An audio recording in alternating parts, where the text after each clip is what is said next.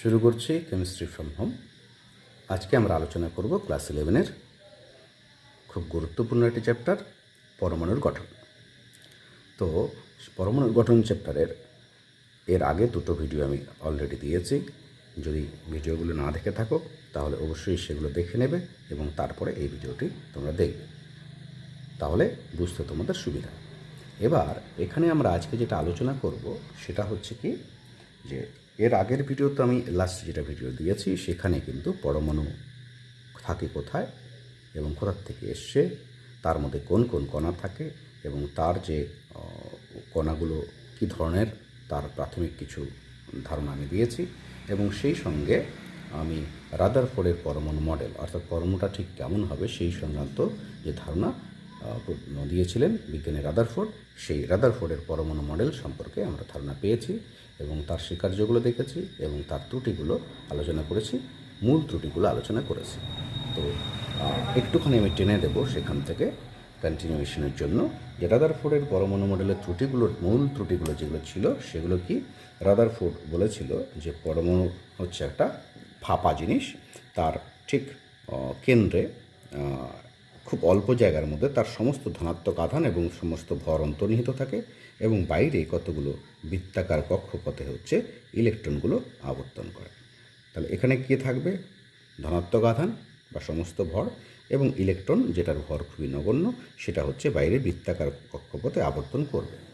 এবং এটা যদি হয় পরমাণু মডেলটা, অন্যান্য যে বিষয়গুলো সেগুলো আগে আলোচনা করেছি, তো সেটা যদি হয় তাহলে পরে ম্যাক্সওয়েলের তড়িৎ যে বিষয়ক যে তত্ত্ব আছে, ম্যাক্সওয়েলের তত্ত্ব, সেই তত্ত্ব অনুসারে সেখানে ইলেকট্রনগুলো যদি ধনাত্মক আধানের চারপাশে আবর্তন করতে থাকে তাহলে ক্রমাগত শক্তি বর্জন করতে থাকবে এবং ক্রমাগত শক্তি বর্জন করতে থাকলে তাদের কক্ষপথের ব্যাসার্ধ ধীরে ধীরে কমতে থাকবে এবং কমতে কমতে একসময় পরমাণুর কেন্দ্রে এসে ইলেকট্রনটা আছড়ে পড়ার কথা। তাহলে সেই বিচার যদি ম্যাক্সওয়েলের যে তত্ত্ব, সেই তত্ত্ব কিন্তু ভ্যালিড এবং সেই তত্ত্ব অনুসারে যদি বিচার করি তাহলে পরমাণুটা কিন্তু একটা অস্থায়ী জিনিস হয়ে পড়লো, কিন্তু বাস্তবে পরমাণু স্থায়ী। তাহলে বাস্তবে যেহেতু পরমাণু স্থায়ী, তার মানে হচ্ছে রাদারফোর্ডের পরমাণু মডেলের নিশ্চয়ই কিছু ত্রুটি ছিল, অথবা এভাবে বলা যেতে পারে রাদারফোর্ড কিন্তু এই যে বিষয়টা ম্যাক্সওয়েলের তত্ত্বটা, তার যে প্রশ্ন, সেই প্রশ্ন চিহ্নের কিন্তু কোনো উত্তর দিতে পারেননি। এটা হচ্ছে রাদারফোর্ডের পরমাণু মডেলের একটা ত্রুটি। অপর একটা মুখ্য ত্রুটি আমরা আলোচনা করেছিলাম যে এভাবে ইলেকট্রন যদি অনবরত ঘুরতে থাকে এবং শক্তি বর্জন করতে থাকে তাহলে অনবরত শক্তি বর্জন করবে এবং সেই শক্তি তরঙ্গের আকারে কিন্তু বেরিয়ে আসবে এবং সেই যে শক্তিটা, সেটা যদি আমরা বর্ণালী বীক্ষণ যন্ত্রের মধ্যে, বর্ণালী বীক্ষণ যন্ত্র বা স্পেকট্রোস্কোপ যন্ত্র, তার মধ্যে যদি আমরা সেটা তার প্রিজমের মধ্যে দিয়ে যদি পাস করি তাহলে সেখান থেকে তার যে পর্দার মধ্যে যে বর্ণালী সৃষ্টি করবে, সেই বর্ণালীটা হওয়া উচিত ছিল কীরকম, হওয়া উচিত ছিল হচ্ছে কন্টিনিউয়াস স্পেক্ট্রা, অর্থাৎ নিরবচ্ছিন্ন বর্ণালী। তাহলে এটা ছিল ত্রুটির মধ্যে। কিন্তু ত্রুটির মধ্যে কেন? কারণ এখানে বাস্তবে কোনো একটা পরমাণুর থেকে যে বর্ণালীটা আমরা পাই সেটা কিন্তু বিচ্ছিন্ন বর্ণালী পাই। আমরা পাই যেটা, সেটা হচ্ছে বিচ্ছিন্ন বর্ণালী, বা যার আরেক নাম হচ্ছে রেখা বর্ণালী, সেটা আমরা পেয়ে থাকি। কিন্তু এখান থেকে এই অনুসারে বিচার করলে সেটা পাওয়া উচিত ছিল কি, নিরবচ্ছিন্ন বর্ণালী বা কন্টিনিউয়াস স্পেক্ট্রা, সেটা আমরা পাইনি। তাহলে সেটা আরেকটা ত্রুটি ছিল।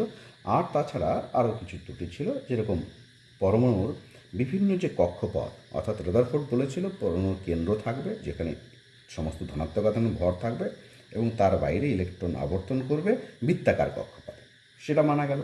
কিন্তু বৃত্তাকার কক্ষপথে যে ঘুরবে সেখানে ইলেকট্রনগুলো কেমন করে সজ্জা থাকবে, একটা কক্ষপথে কটা ইলেকট্রন থাকবে, তারপরে কক্ষপথে কটা ইলেকট্রন থাকবে, সেই সম্পর্কে কোনো ধারণা দেয়নি। এবং সেই যে কক্ষপথটা আছে সেই কক্ষপথগুলো বা কক্ষপথটার ব্যাসার্ধ কত হবে সেই সম্পর্কে কোনো ধারণা দিতে পারেনি।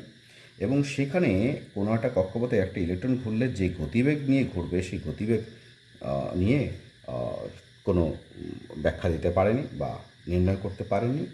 এবং আরেকটা জিনিস, এখানে ইলেকট্রন ঘূর্ণন্ত ইলেকট্রনের শক্তি কতটা হবে সেটাও কিন্তু বলতে পারেনি। এটা ছিল রাদারফোর্ডের পরমাণু মডেলের কিছু ত্রুটি। তো সামগ্রিকভাবে এই ত্রুটিগুলো দূর করার জন্য বিজ্ঞানীরা সচেষ্ট হলেন এবং মোটামুটিভাবে বিজ্ঞানী বোর নিলস বোর তিনি কিন্তু একটা মডেল দিয়েছেন। এরপরে এখানের কিছু ধারণা নিয়ে এবং নতুন কিছু ধারণা দিয়ে সেই মডেলটা তিনি দিয়েছেন। তাহলে আমরা আলোচনা করছি এখন বোরের পরমাণু মডেল। তাহলে বোরের পরমাণু মডেলের স্বীকার্যগুলো কী কী সেগুলো আমরা এক এক করে আলোচনা করব, খুব মনোযোগ দিয়ে শুনবে। তাহলে প্রথম স্বীকার্য,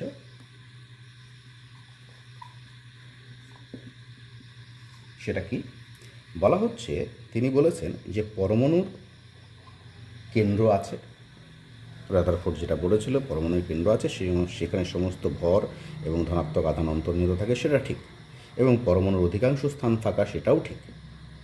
পরমাণুর কেন্দ্রের চারপাশে যে ইলেকট্রনগুলো আবর্তন করে সেটা বৃত্তাকার কক্ষপথে আবর্তন করে, সেটাও ঠিক। কিন্তু তিনি বলেছেন যে এই যে পরমাণুর কেন্দ্রের চারপাশে যে বৃত্তাকার কক্ষপথ, এখানে কিন্তু থিওরিটিক্যালি কিন্তু প্রচুর কক্ষপথ সম্ভব, অসংখ্য কক্ষপথ সম্ভব, কিন্তু ইলেকট্রন কিন্তু ইচ্ছা মতো যে কোনো কক্ষপথে আবর্তন করতে পারে না। অর্থাৎ ইলেকট্রনগুলো আবর্তন করার জন্য কতগুলো সুনির্দিষ্ট বৃত্তাকার কক্ষপথ বর্তমান, ইচ্ছা করলে যে কোনো কক্ষপথে তারা আবর্তন করতে পারেন। তাহলে এই যে সুনির্দিষ্ট বৃত্তাকার কক্ষপথ কোনগুলি হবে সেই সংক্রান্ত তিনি একটা সমীকরণ দিয়েছিলেন। বলেছেন যে কোনো একটা ইলেকট্রন যখন কোনো একটা বৃত্তাকার কক্ষপথ আবর্তন করবে তখন তার কৌণিক ভরবেগ, যেটাকে নির্ণয় করা হয় mvr দিয়ে। কৌণিক ভরবেগ কীভাবে নির্ণয় করা হয়, যে কণা ঘুরছে এখানে ইলেকট্রন, তার ভর, যে বেগ নিয়ে ঘুরছে সেই বেগ, এবং যে কক্ষপথে ঘুরছে তার ব্যাসার্ধ আর যদি হয় তাহলে mvr হবে হচ্ছে সেই কক্ষপথে ঘূর্ণনরত ইলেকট্রনের কৌণিক ভরবেগ। সেই কৌণিক ভরবেগ mvr সেটা হচ্ছে h/2π এর পূর্ণ সংখ্যার সরল গুণিতক হবে, অর্থাৎ mvr হবে nh/2π, যেখানে n হচ্ছে একটা পূর্ণ সংখ্যা, 1 2 3 4 ইত্যাদি পূর্ণ সংখ্যা কিন্তু হবে। তাহলে আবার বলছি, প্রথম স্বীকার্য কি বলছে, পরমাণুর কেন্দ্রের চারদিকে ইলেকট্রনগুলো ইচ্ছা মতো যে কোনো কক্ষপথে কিন্তু আবর্তন করতে পারে না। ইলেকট্রনগুলি কেবলমাত্র সেই সকল কক্ষপথে আবর্তন করতে পারবে যেগুলিতে ঘূর্ণনরত অবস্থায় ইলেকট্রনের কৌণিক ভরবেগ mvr h/2π এর পূর্ণ সংখ্যার সরল গুণিতক হবে। দ্যাট ইজ সমীকরণটা আসবে mvr = n × h/2π। সেখানে এইচটা কি, এইচ হচ্ছে প্লাঙ্কের ধ্রুবক, এইচ হচ্ছে প্লাঙ্কের ধ্রুবক, আমরা আগেই জেনেছি। তাহলে আর এন হচ্ছে একটা ইন্টিজার, যেখানে 1 2 3 4 ইত্যাদি পূর্ণ সংখ্যা হবে, আপ টু ইনফাইনাইটি হতে পারে থিওরিটিক্যালি। ঠিক আছে, পাই তোমাদের জানাই আছে। এটা হচ্ছে স্বীকার্য 1। তার মানে হচ্ছে তিনি বলতে চেয়েছেন যে এই ইলেকট্রনগুলো সুনির্দিষ্ট কতগুলো কক্ষপথে ঘুরবে যেখানে যেখানে তাদের শক্তি বা তাদের এই কৌণিক ভরবেগটা এই h/2π এর 1 গুণের সঙ্গে ম্যাচ করবে, অথবা দ্বিগুণের সঙ্গে ম্যাচ করবে, অথবা 3 গুণের সঙ্গে ম্যাচ করবে, অথবা 4 গুণের 5 গুণের সঙ্গে ম্যাচ করবে, সেই সমকল কক্ষপথে ইলেকট্রন ঘুরতে পারবে। তার মানে তিনি কতগুলো স্থায়ী কক্ষপথের কল্পনা করলেন। পরিষ্কার? এবার এগুলোকে তাহলে বলা হচ্ছে স্থায়ী কক্ষপথ, ঠিক আছে, স্টেশনারি এনার্জি লেভেল। এবার এই কোনো একটা স্থায়ী কক্ষপথে যখন ইলেকট্রন ঘুরবে, স্বীকার্য 2-এ তিনি বলেছেন যে কোনো একটি স্থায়ী কক্ষপথে যদি ইলেকট্রন ঘোরে তাহলে সেই পথে থাকাকালীন অবস্থায় ইলেকট্রন শক্তি গ্রহণ করবে না এবং বর্জনও করবে না। তাহলে কি করবে না? শক্তি গ্রহণ বা বর্জন করবে না। কখন না, যদি কোনো একটা স্থায়ী কক্ষপথে সে ঘুরতে থাকে। এবার স্বীকার্য 3-এ কি বলেছে সেটা একটু শুনে নেব। স্বীকার্য 3-এ তিনি বলেছেন যে কোনো একটা ইলেকট্রন যখন কোনো একটা কক্ষপথে ঘুরতে থাকবে তখন তো শক্তি গ্রহণ বা বর্জন করবে না, কিন্তু ইলেকট্রন শক্তি গ্রহণ বা বর্জন করতে পারে। ইলেকট্রন শক্তি গ্রহণ বা বর্জন করতে পারে কিন্তু সে যে কোনো রকম শক্তি গ্রহণ বা বর্জন করতে পারে না, সুনির্দিষ্ট পরিমাণ শক্তি গ্রহণ করতে পারে, এবং গ্রহণ করলে সে কিন্তু আর সেই কক্ষপথে থাকবে না। ভাবলাম কোনো একটা ইলেকট্রন 2 নম্বর কক্ষপথে আছে, এটা 1 নম্বর, এটা 2 নম্বর, এটা 3 নম্বর, আমি 3টা দিয়ে ভাবছি 1 নম্বর কক্ষপথে আছে। তাহলে সেই ইলেকট্রনটা 2 নম্বর কক্ষপথে আছে। 2 নম্বর কক্ষপথ থেকে যদি যদি শক্তি গ্রহণ করে তাহলে সে 3 নম্বরে যেতে পারবে। কিন্তু কতটুকু শক্তি গ্রহণ করবে?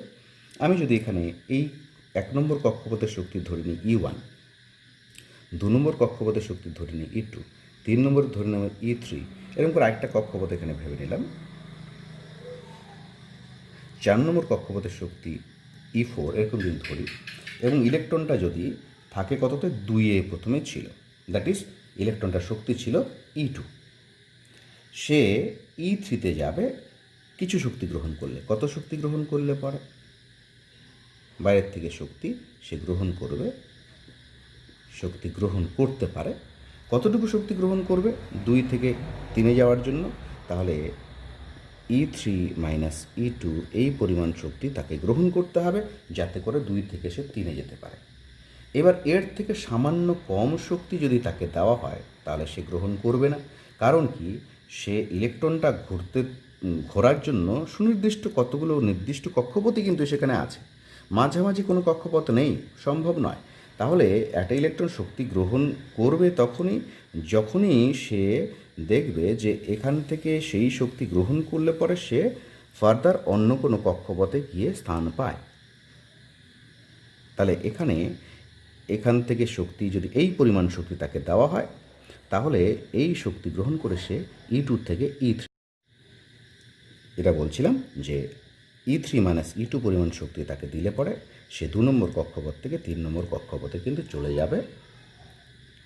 এবার তাকে যদি একবারে কি E4 মাইনাস E2 পরিমাণ শক্তি দেওয়া হয় তাহলে কিন্তু সে 2 নম্বর থেকে একবারে জাম্প করে 4 নম্বর কক্ষপথে চলে যেতে পারে। 2 নম্বর থেকে কোথায়? 4 নম্বরে চলে যেতে পারে। কত পরিমাণ? E4 মাইনাস E2 পরিমাণ শক্তি সংগ্রহ করলে পারে। এখানে ঘূর্ণনরত অবস্থায় তার শক্তি ছিল E2, 4 নম্বরে গেলে তার শক্তি হতে হবে E4, তাহলে লাগবে কতটা? E4 মাইনাস E2 এই পরিমাণ তাকে লাগবে। তার থেকে সামান্য কম বা সামান্য বেশি দিলে সে কিন্তু গ্রহণ করতে পারবে না। আবার 2 নম্বরে একটা ইলেকট্রন ছিল, ভাবলাম সে শক্তি বর্জনও করতে পারে।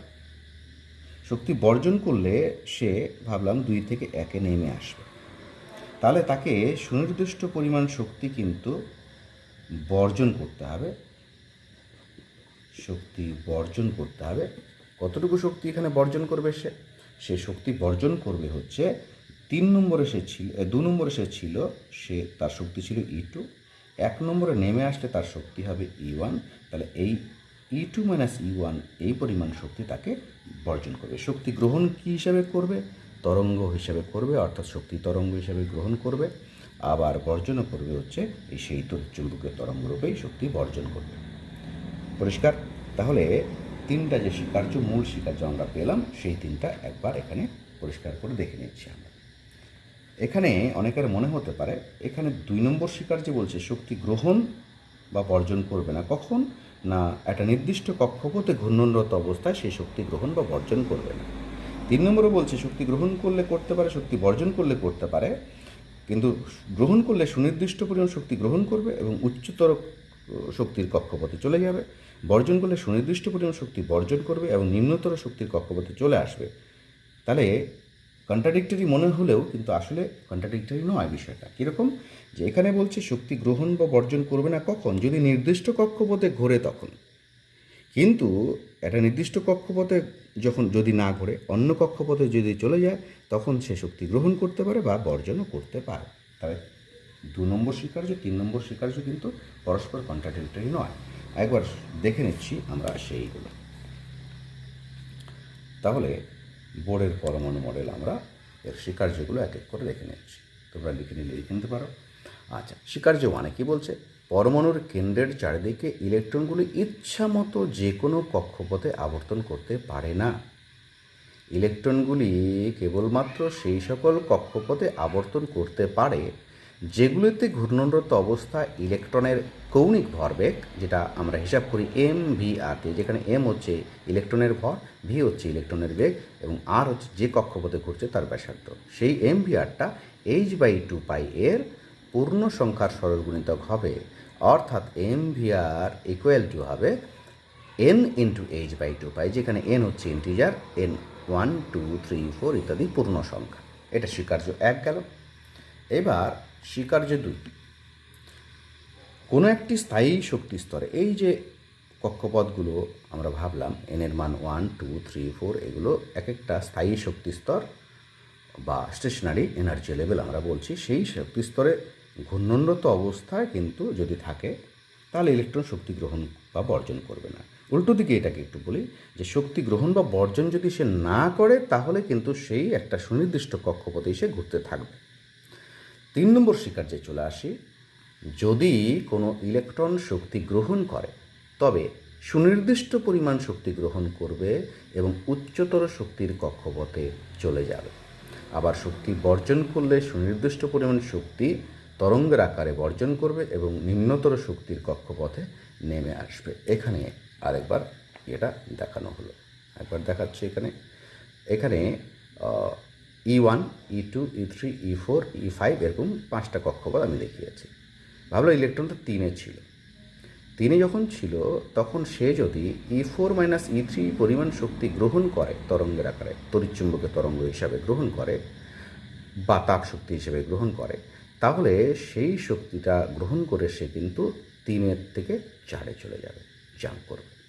আবার সে যদি কত E3 - E1 পরিমাণ শক্তি বর্জন করে, একবারে E3 - E1 পরিমাণ শক্তি বর্জন করলে সে কিন্তু 1-এ নেমে আসবে, 1 নং কক্ষপথে আবার নেমে আসবে। তাহলে এই হচ্ছে 3 নম্বর স্বীকার্য। আশা করি বিষয়গুলো বোঝা গেল।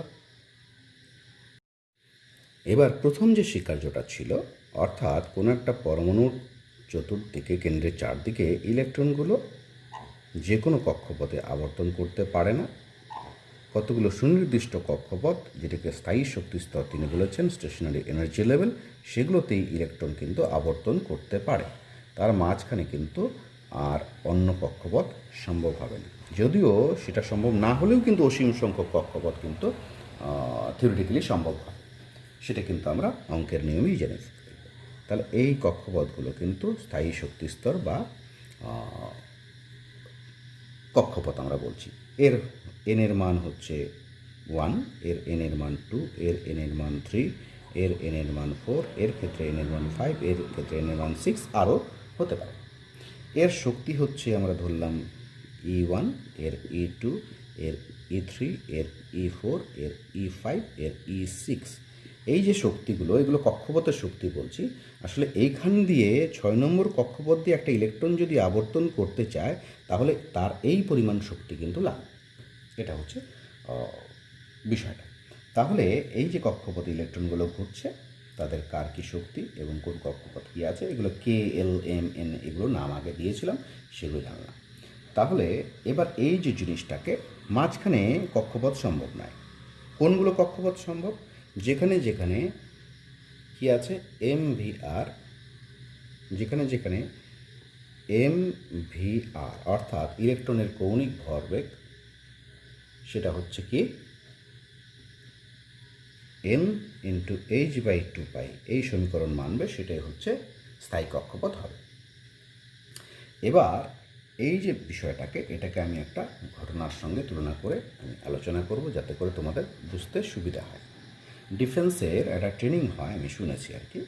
সেখানে কি করবে, সেখানে কোনো একটা ডিফেন্সের ট্রেনিং, সে কী করবে, একটা জায়গায় দৌড়ে যাবে, মাঠ থাকবে, একটা বড় মাঠের মধ্যে কতগুলো কী করা থাকবে, গর্ত করা থাকবে। ভাবলাম এখানে একটা গ্যাপ করা হয়েছে, ঠিক আছে। আবার এখানে উঁচু জায়গা আছে, এখানে আবার একটু উঁচু জায়গা আছে, এখানে একটা গ্যাপ করা হয়েছে।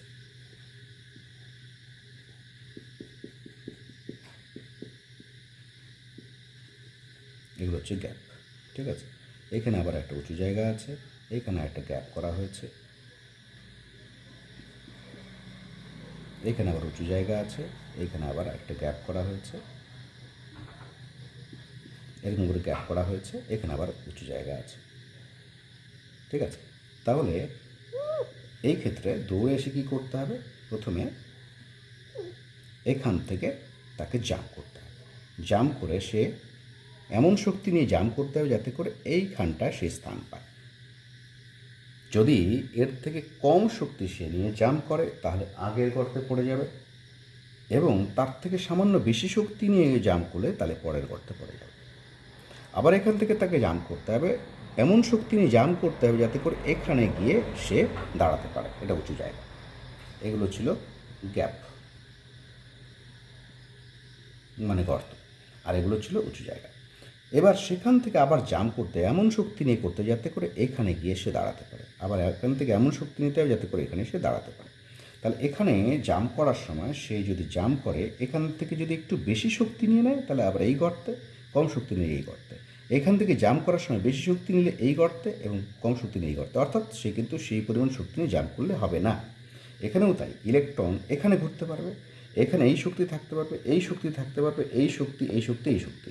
এবার কোনো একটা ইলেকট্রন E4 যদি থাকে, সে কিন্তু এমন কোনো শক্তি সে গ্রহণ করবে না যাতে করে সে 5 যেতে পারে, এই শক্তি গ্রহণ করবে। 6 যেতে পারে, একবারে জাম্প করে 6 যেতে পারে, সেই শক্তি গ্রহণ করতে পারে। তার থেকে সামান্য কম, সামান্য বেশি এরকম কিন্তু করবে না। অর্থাৎ এখানে যদি সেই ডিফেন্সের লোকটা যদি জাম্প একবারে করে এমন শক্তি নিয়ে যে সে একবার এখানে যেতে চাইছে, তাহলে সেটাও পারবে, কিন্তু তার থেকে সামান্য কম, সামান্য বেশি হবে না। তাহলে এখানে বিষয়টা কি, 4 থেকে একবারে জাম্প করে 6 যেতে পারে, 4 থেকে জাম্প করে 5 যেতে পারে। তাহলে এমন শক্তি নিয়ে জাম্প করতে হবে যাতে করে সে হয় 5 যেতে পারে, নয়তো একবারে 6 যেতে পারে। তার থেকে সামান্য কম বা সামান্য বেশি শক্তি সে গ্রহণ করলে চলবে না। আবার জাম্প করে আসার ক্ষেত্রেও তাই, 4 থেকে 3 আসতে পারে জাম্প করে, এমন শক্তি নিতে হবে যাতে করে 3 আসতে পারে, তার থেকে সামান্য কম বা সামান্য বেশি নেওয়া যাবে না।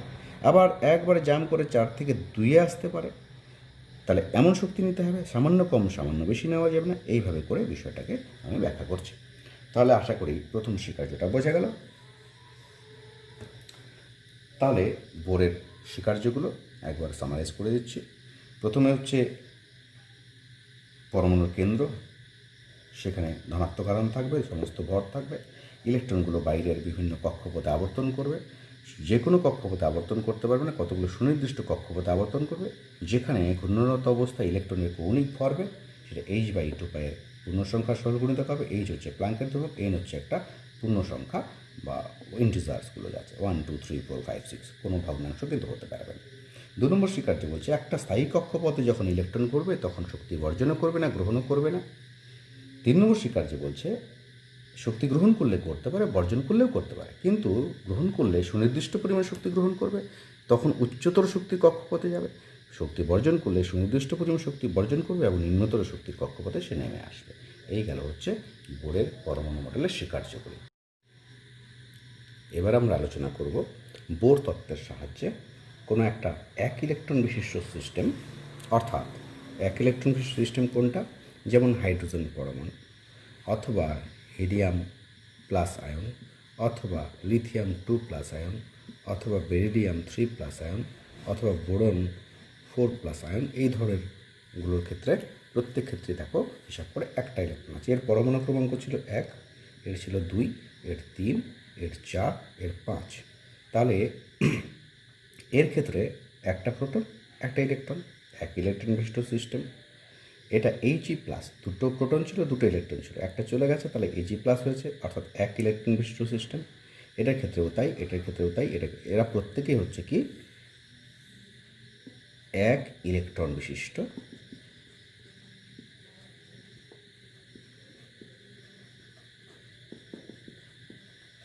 সিস্টেম। ঠিক আছে, তাহলে এই ধরনের এক ইলেকট্রন বিশিষ্ট সিস্টেমের ক্ষেত্রে বোর কী করতে পেরেছিল, সেই কক্ষপথের ব্যাসার্ধ নির্ণয় করতে পেরেছিল। তারপর হচ্ছে সেখানে সেই কোনো কক্ষপথে ঘূর্ণনরত ইলেকট্রনের গতিবেগ নির্ণয় করতে পেরেছিল এবং সেই ইলেকট্রনের শক্তি নির্ণয় করতে পেরেছিল। আমরা এখন এক এক করে বোর তত্ত্বকে কাজে লাগিয়ে এক ইলেকট্রন বিশিষ্ট সিস্টেমের ক্ষেত্রে ব্যাসার্ধের রাশিমালা, গতিবেগের রাশিমালা এবং শক্তির রাশিমালা আমরা দেখব। তাহলে প্রথমে আসছি হচ্ছে ব্যাসার্ধের রাশিমালা। আমরা নির্ণয় করব হচ্ছে n-তম কক্ষপথের ব্যাসার্ধ। তাহলে n-তম কক্ষপথের ব্যাসার্ধ ব্যাপারটা কি? কোনো একটা পরমাণুর কেন্দ্র আছে, তার চারপাশে 1 নম্বর, 2 নম্বর, 3 নম্বর, 4 নম্বর এরকম কক্ষপথগুলো আছে। n-তম বললে n-এর মান যদি 1 হয় তাহলে প্রথম, n-এর মান 2 হলে দ্বিতীয়, n-এর মান 3 হলে তৃতীয়, n-এর মান 4 হলে চতুর্থ। এভাবে n-তম দিয়ে আমরা যে কোনো কক্ষপথের কথাই বলছি। তাহলে সেই কক্ষপথের ব্যাসার্ধ কীরকম হবে তার যে রাশিমালা সেটা আমরা উপপাদন করে দেখব। তাহলে ব্যাসার্ধ এর রাশিমালা উপপাদন ডেরিভেশন করব। তাহলে এখানে আমরা যে বিষয়গুলো দেখছি, কোনো একটা পরমাণুর কেন্দ্র, তার চারপাশে কোনো একটা কক্ষপথে, n-তম কক্ষপথে একটা ইলেকট্রন আবর্তন করছে। কেন্দ্রে প্রোটনের সংখ্যা, পরমাণু ক্রমাঙ্ক যেটা আছে সেটা হচ্ছে z। তাহলে প্রোটনের সংখ্যা হচ্ছে z এবং কেন্দ্রে আধানের পরিমাণ Ze। যেমন আমি যদি বলি হাইড্রোজেনের ক্ষেত্রে পরমাণু ক্রমাঙ্ক z এর মান হচ্ছে 1, He প্লাসের ক্ষেত্রে এখানে z এর মান হচ্ছে 2। তাহলে He প্লাসের কেন্দ্রে প্রোটন থাকবে দুটো, তাহলে কেন্দ্রের আধান হচ্ছে Ze। আমরা জানি প্রোটনের আধান ইলেকট্রনের আধান সমান হয়। আমি একটু পরিষ্কার করে আঁকছি। এটা হচ্ছে কেন্দ্র, জেড সংখ্যক প্রোটন আছে, তার আধান হচ্ছে Ze প্লাস Ze, আর বাইরে ইলেকট্রন যে আছে আবর্তন করছে তার আধান হচ্ছে ই। এখানে কেন্দ্র থেকে এর দূরত্ব হচ্ছে r, মানে ব্যাসার্ধ হচ্ছে r। এটা আমরা ধরে নিচ্ছি। তাহলে এখানে দুই ধরনের বল কাজ করবে। একটা হচ্ছে অভিকেন্দ্র বল, যেটা কিনা ইলেকট্রনটাকে পরমাণুর কেন্দ্রের দিকে টেনে নেবে, যেটাকে আমরা অভিকেন্দ্র বল বলছি, অর্থাৎ সেন্ট্রিপেটাল ফোর্স।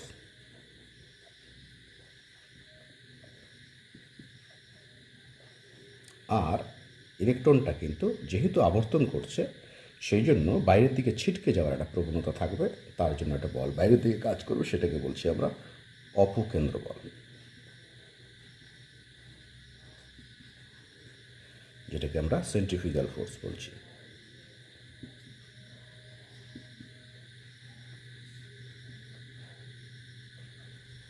ঠিক আছে, এবার বোরের তত্ত্ব অনুসারে আমরা বলতে পারি যে একটা ইলেকট্রন যদি কোনো একটা পরমাণুর কেন্দ্রের চারপাশে একটা নির্দিষ্ট কক্ষপথে আবর্তন করতে চায়, আর ব্যাসার্ধের কক্ষপথে আবর্তন করতে চায়, তাহলে পরে সে কিন্তু অপকেন্দ্র বল, অভিকেন্দ্র বল দুটা সমান হতে হবে, তবেই আবর্তন করতে পারবে। এটা কিন্তু শুধু পরমাণুর ইলেকট্রনের ঘূর্ণনের জন্য না, এটা কিন্তু সূর্যের চারিদিকে পৃথিবীর ঘূর্ণনের জন্যও কাজ করবে, পৃথিবীর চারদিকে চাঁদের ঘূর্ণনের জন্য কাজ করবে। অর্থাৎ সেখানে আকর্ষণ বল এবং বাইরের দিকে ছিটকে যাওয়ার প্রবণতা দুটো সমান হলে তবেই নির্দিষ্ট কক্ষপথের ব্যাসার্ধে, নির্দিষ্ট ব্যাসার্ধের কক্ষপথে আবর্তন করবে। যাই হোক, এখানে অভিকেন্দ্র বল যেটা আছে,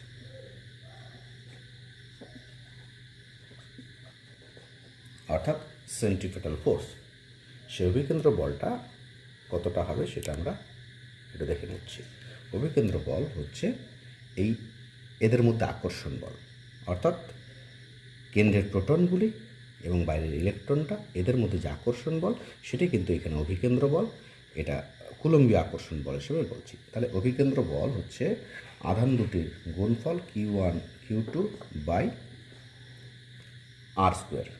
ঠিক আছে, Q1 Q2 by r square, এটা হচ্ছে অভিকেন্দ্র বল। তাহলে এখানে Q1 এর মান হচ্ছে, ভাবলাম এই কেন্দ্রের আধানটা সেটা হচ্ছে Ze আধান, বাইরে ইলেকট্রনের আধান Q2 সেটা হচ্ছে E বাই r স্কোয়ার। আর হচ্ছে এদের দূরত্ব, যেটা এখানে কক্ষপথের ব্যাসার্ধ হিসেবে বিবেচনা করা হচ্ছে। তাহলে অভিকেন্দ্র বল চলে গেল। আবার অপকেন্দ্র বল,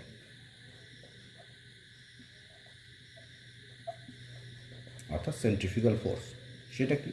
সেটা হচ্ছে একটা ইলেকট্রন যখন ভি বেগ নিয়ে এখানে আবর্তন করছে, বাইরের দিকে যে ছিটকে যাওয়ার প্রবণতা, সেটা আমরা বের করি হচ্ছে কণাটির ভর এম, ভি স্কোয়ার মানে বেগের বর্গ বাই দূরত্ব। তাহলে এটা হচ্ছে অপকেন্দ্র বল। এবার ঘূর্ণনের একটা নির্দিষ্ট কক্ষপথে ঘূর্ণনের শর্তানুসারে আমরা কী বলতে পারি, এটা আর এটা সমান। তাহলে এই দুটো যদি সমান করে দিই তাহলে কি দাঁড়াচ্ছে, তাহলে দাঁড়াচ্ছে হচ্ছে Z E square by r square equal to this. এখানে Z E square by r square equal to m v square by r. এবার দেখো একটা আর ক্যান্সেল হয়ে গেল। তাহলে এখান থেকে আমরা কি পাচ্ছি, এখান থেকে যদি ভি স্কোয়ারের ভ্যালুটা আমরা বের করে রাখি, আমি এখানে উপরে নিয়ে আসছি, এটাকে পরের লাইনটা উপরে নিচ্ছি। তাহলে আচ্ছা, m v square equal to দাঁড়াচ্ছে হচ্ছে Z E square by r, और ভি স্কোয়ার ইকুয়াল টু দাঁড়াচ্ছে Z E square by m r. ঠিক আছে, এইটা আমরা 1 নং সমীকরণ করে রেখে দেব ভি স্কোয়ারের ভ্যালুটা। এবার বোরের যে তত্ত্ব, সেখান থেকে আমরা কী পেয়েছিলাম, বোরের প্রথম স্বীকার্য থেকে পেয়েছিলাম m V R equal to n into h by 2 pi. ঠিক আছে, এইবার এখানে ভিটা যদি রাখি তাহলে n h by 2 pi m r. ঠিক আছে, দুদিকে যদি বর্গ করে দিই তাহলে কি পাচ্ছি, আমি এই দিকে চলে আসলাম, v square equal to n square H square by 4 pi square M square R square. এটা করে দিলাম 2 নং সমীকরণ। এবার 1 নং আর 2 নং সমীকরণ যদি তুলনা করি তাহলে এইটা ইকুয়াল টু হয়ে যাচ্ছে এইটা। তাহলে এই দুটোকে আমরা সমান করে দিব। তাহলে আমরা পাচ্ছি হচ্ছে N square H square by 4 pi square M square R square. একটা আর ক্যান্সেল, একটা এম ক্যান্সেল। আচ্ছা, তাহলে এখানে কি থাকলো সেটা আমি নিচ্ছি। আমাদের কি লাগবে, আর লাগবে। আচ্ছা, আমি আরটা দিয়ে গুণ করে নিচ্ছি, 4 pi square m r Z E square equal to n square H square, বর্গীকরণ করে নিলাম। এখানে লাগবে আমার হচ্ছে আর ইকুয়াল টু থাকলো হচ্ছে কি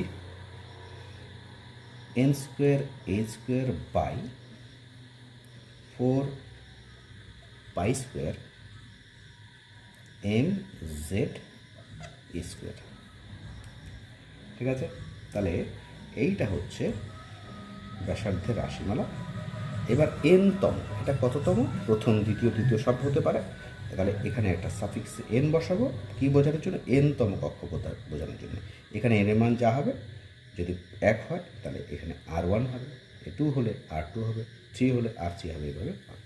তাহলে আমরা ফাইনালি যেটা পেলাম এনতম কক্ষপথের ব্যাসার্ধের রাশিমালা, সেটা হচ্ছে এইটা। তাহলে আশা করি বিষয়টা বোঝা গেল। এবার এখানে যে এনতম কক্ষপথের ব্যাসার্ধে যে রাশিমালা পেয়েছি সেটাকে আমরা একটু অন্যভাবে সাজিয়ে নিচ্ছি। এবার আর এন ইকুয়াল টু আমি লিখছি হচ্ছে H square by 4 pi square, তারপর হচ্ছে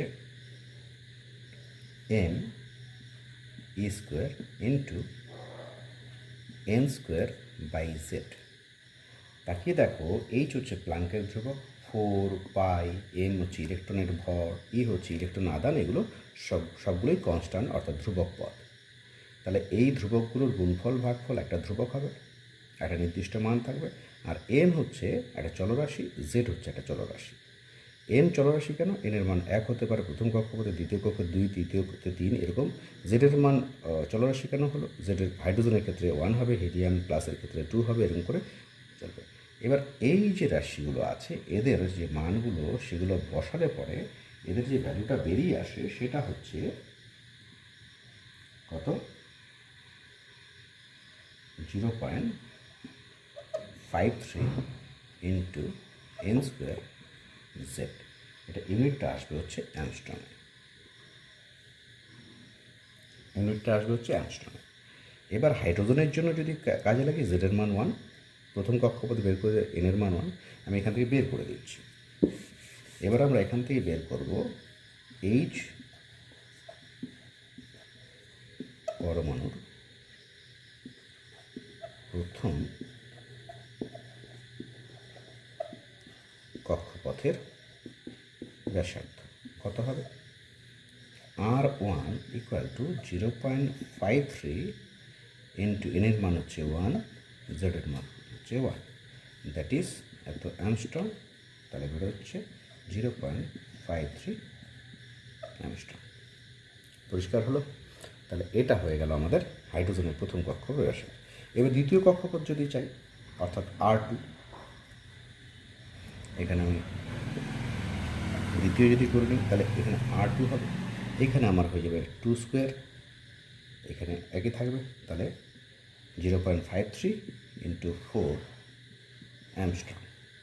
একের মধ্যে 3, 4, 5 সবই কিন্তু বের করতে পারে। এটা হচ্ছে হাইড্রোজেনের বিভিন্ন কক্ষপথের ব্যাসার্ধ নির্ণয় করা যাবে, এবং অন্যান্য ক্ষেত্রেও কিন্তু হিলিয়াম প্লাসের ক্ষেত্রে জেডের মান আলাদা হবে, Li2 প্লাসের ক্ষেত্রে জেডের মান আলাদা হবে, এবং তাদের ব্যাসার্ধ কিন্তু বের করা যাবে এই সূত্র প্রয়োগ করে। এবার Rn আর R1 এর একটা সম্পর্ক আমরা করে নিচ্ছি। কী করবো এবার, এনতম কক্ষপথের ব্যাসার্ধ ও প্রথম কক্ষপথের ব্যাসার্ধ এর সম্পর্কটা কী? তাহলে Rn সমান সমান কী লিখতে পারি আমরা, যেটা পেয়েছি n square a square by 4 pi square m z e square, এটা আমরা পেয়েছিলাম। আর R1 তাহলে কী পাবো, এনের মান 1 করে দিলে 1 square a square by 4 pi square m z e square. এবার সম্পর্ক বের করতে গেলে এটাকে এটা দিয়ে ভাগ করে দিলাম, তাহলে এটা কেটে গেল, এটা কেটে গেল, নিচে যা ছিল তাই কেটে গেল। তাহলে আলটিমেটলি আমাদের রেজাল্ট দাঁড়ালো Rn by R1 equal to দাঁড়াচ্ছে হচ্ছে কত, n স্কোয়ার। তার মানে হচ্ছে Rn ইকুয়াল টু হচ্ছে n স্কোয়ার R1, এটা বলতে পারি এতে রিলেশন n স্কোয়ার R1, এতে রিলেশন আমরা পেয়ে গেলাম। এখান থেকেও কোনো একটা কক্ষপথে প্রথম কক্ষপথের ব্যাসার্ধ জানলে পরে এই ফর্মুলা প্রয়োগ করেও কিন্তু এনতম কক্ষপথের ব্যাসার্ধ আমরা নির্ণয় করে ফেলতে পারব। পরিষ্কার হলো? এবার আমরা চলে যাব এই যে অ্যামস্ট্রং বললাম, অ্যামস্ট্রং, তারপর হচ্ছে ন্যানোমিটার, মাইক্রোমিটার, পিকোমিটার, এদের সঙ্গে সেন্টিমিটার মিটারের একটা সম্পর্ক আমরা একটুখানি জেনে নিচ্ছি, যেটা পরে দৈর্ঘ্যের বিভিন্ন এককের ক্ষেত্রে আমাদের কাজে লাগবে। এরকম বিষয় তোমরা নোট করে নিতে পারো। 1 angstrom equal to 10 to the minus 10 metre equal to 10 to the minus 8 centimetre. 1 nanometre equal to 10 to the minus 9 metre equal to 10 to the power minus 7 centimetre. 1 micrometre equal to 10 to the power minus 6 metre equal to 10 to the power minus 4 centimetre. 1 picometre equal to 10 to the power minus 12 metre equal to 10 to the minus 10 centimetre. পরিষ্কার হলো? তাহলে এই দৈর্ঘ্যের এককগুলোর সম্পর্কগুলো আমাদের জানা থাকা দরকার।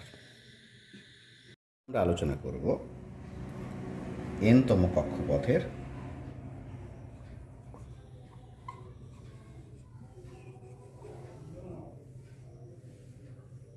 ইলেকট্রনের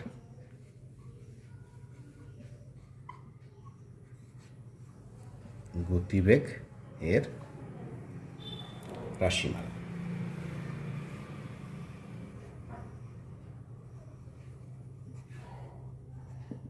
এটা আমরা এখানে সরাসরি নিয়ে নিচ্ছি, তোমরা বইতে একটু ফলো করে নেবে।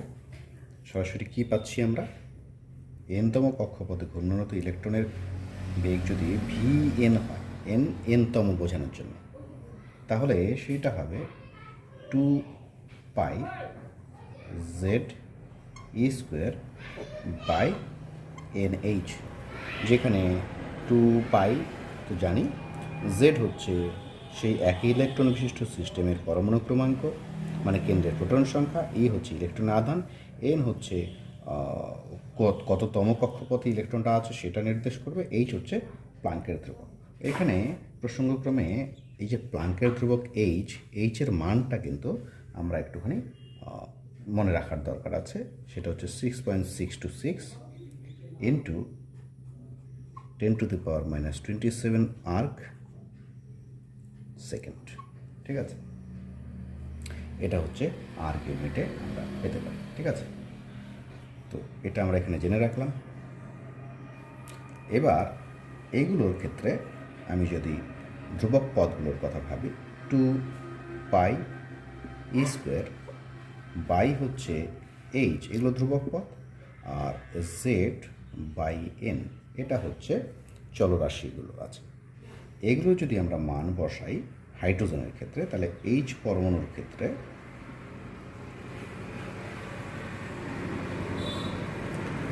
জেড ইকুয়াল টু 1, আর প্রথম কক্ষের ক্ষেত্রে যদি বসাই তাহলে হচ্ছে এন ইকুয়াল টু 1।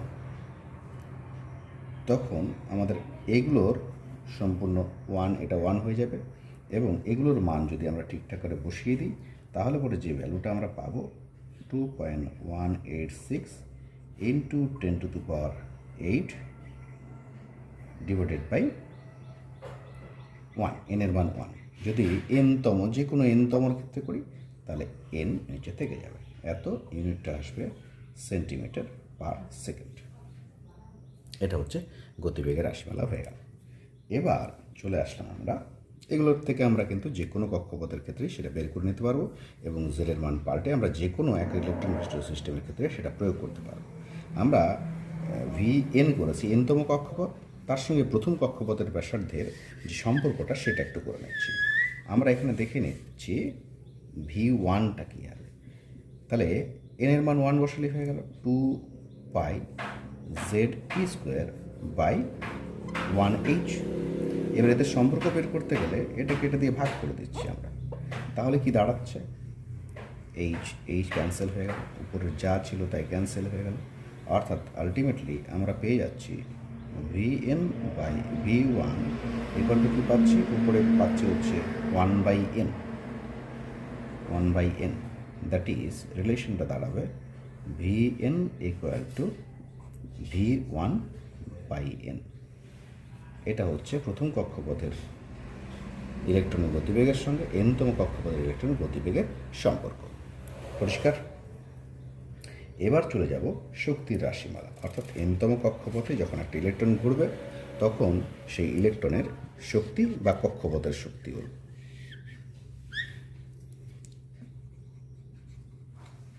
শক্তির রাশিমালা নির্ণয়, তো সেটাও ডাইরেক্টলি আমরা নিয়ে নিচ্ছি।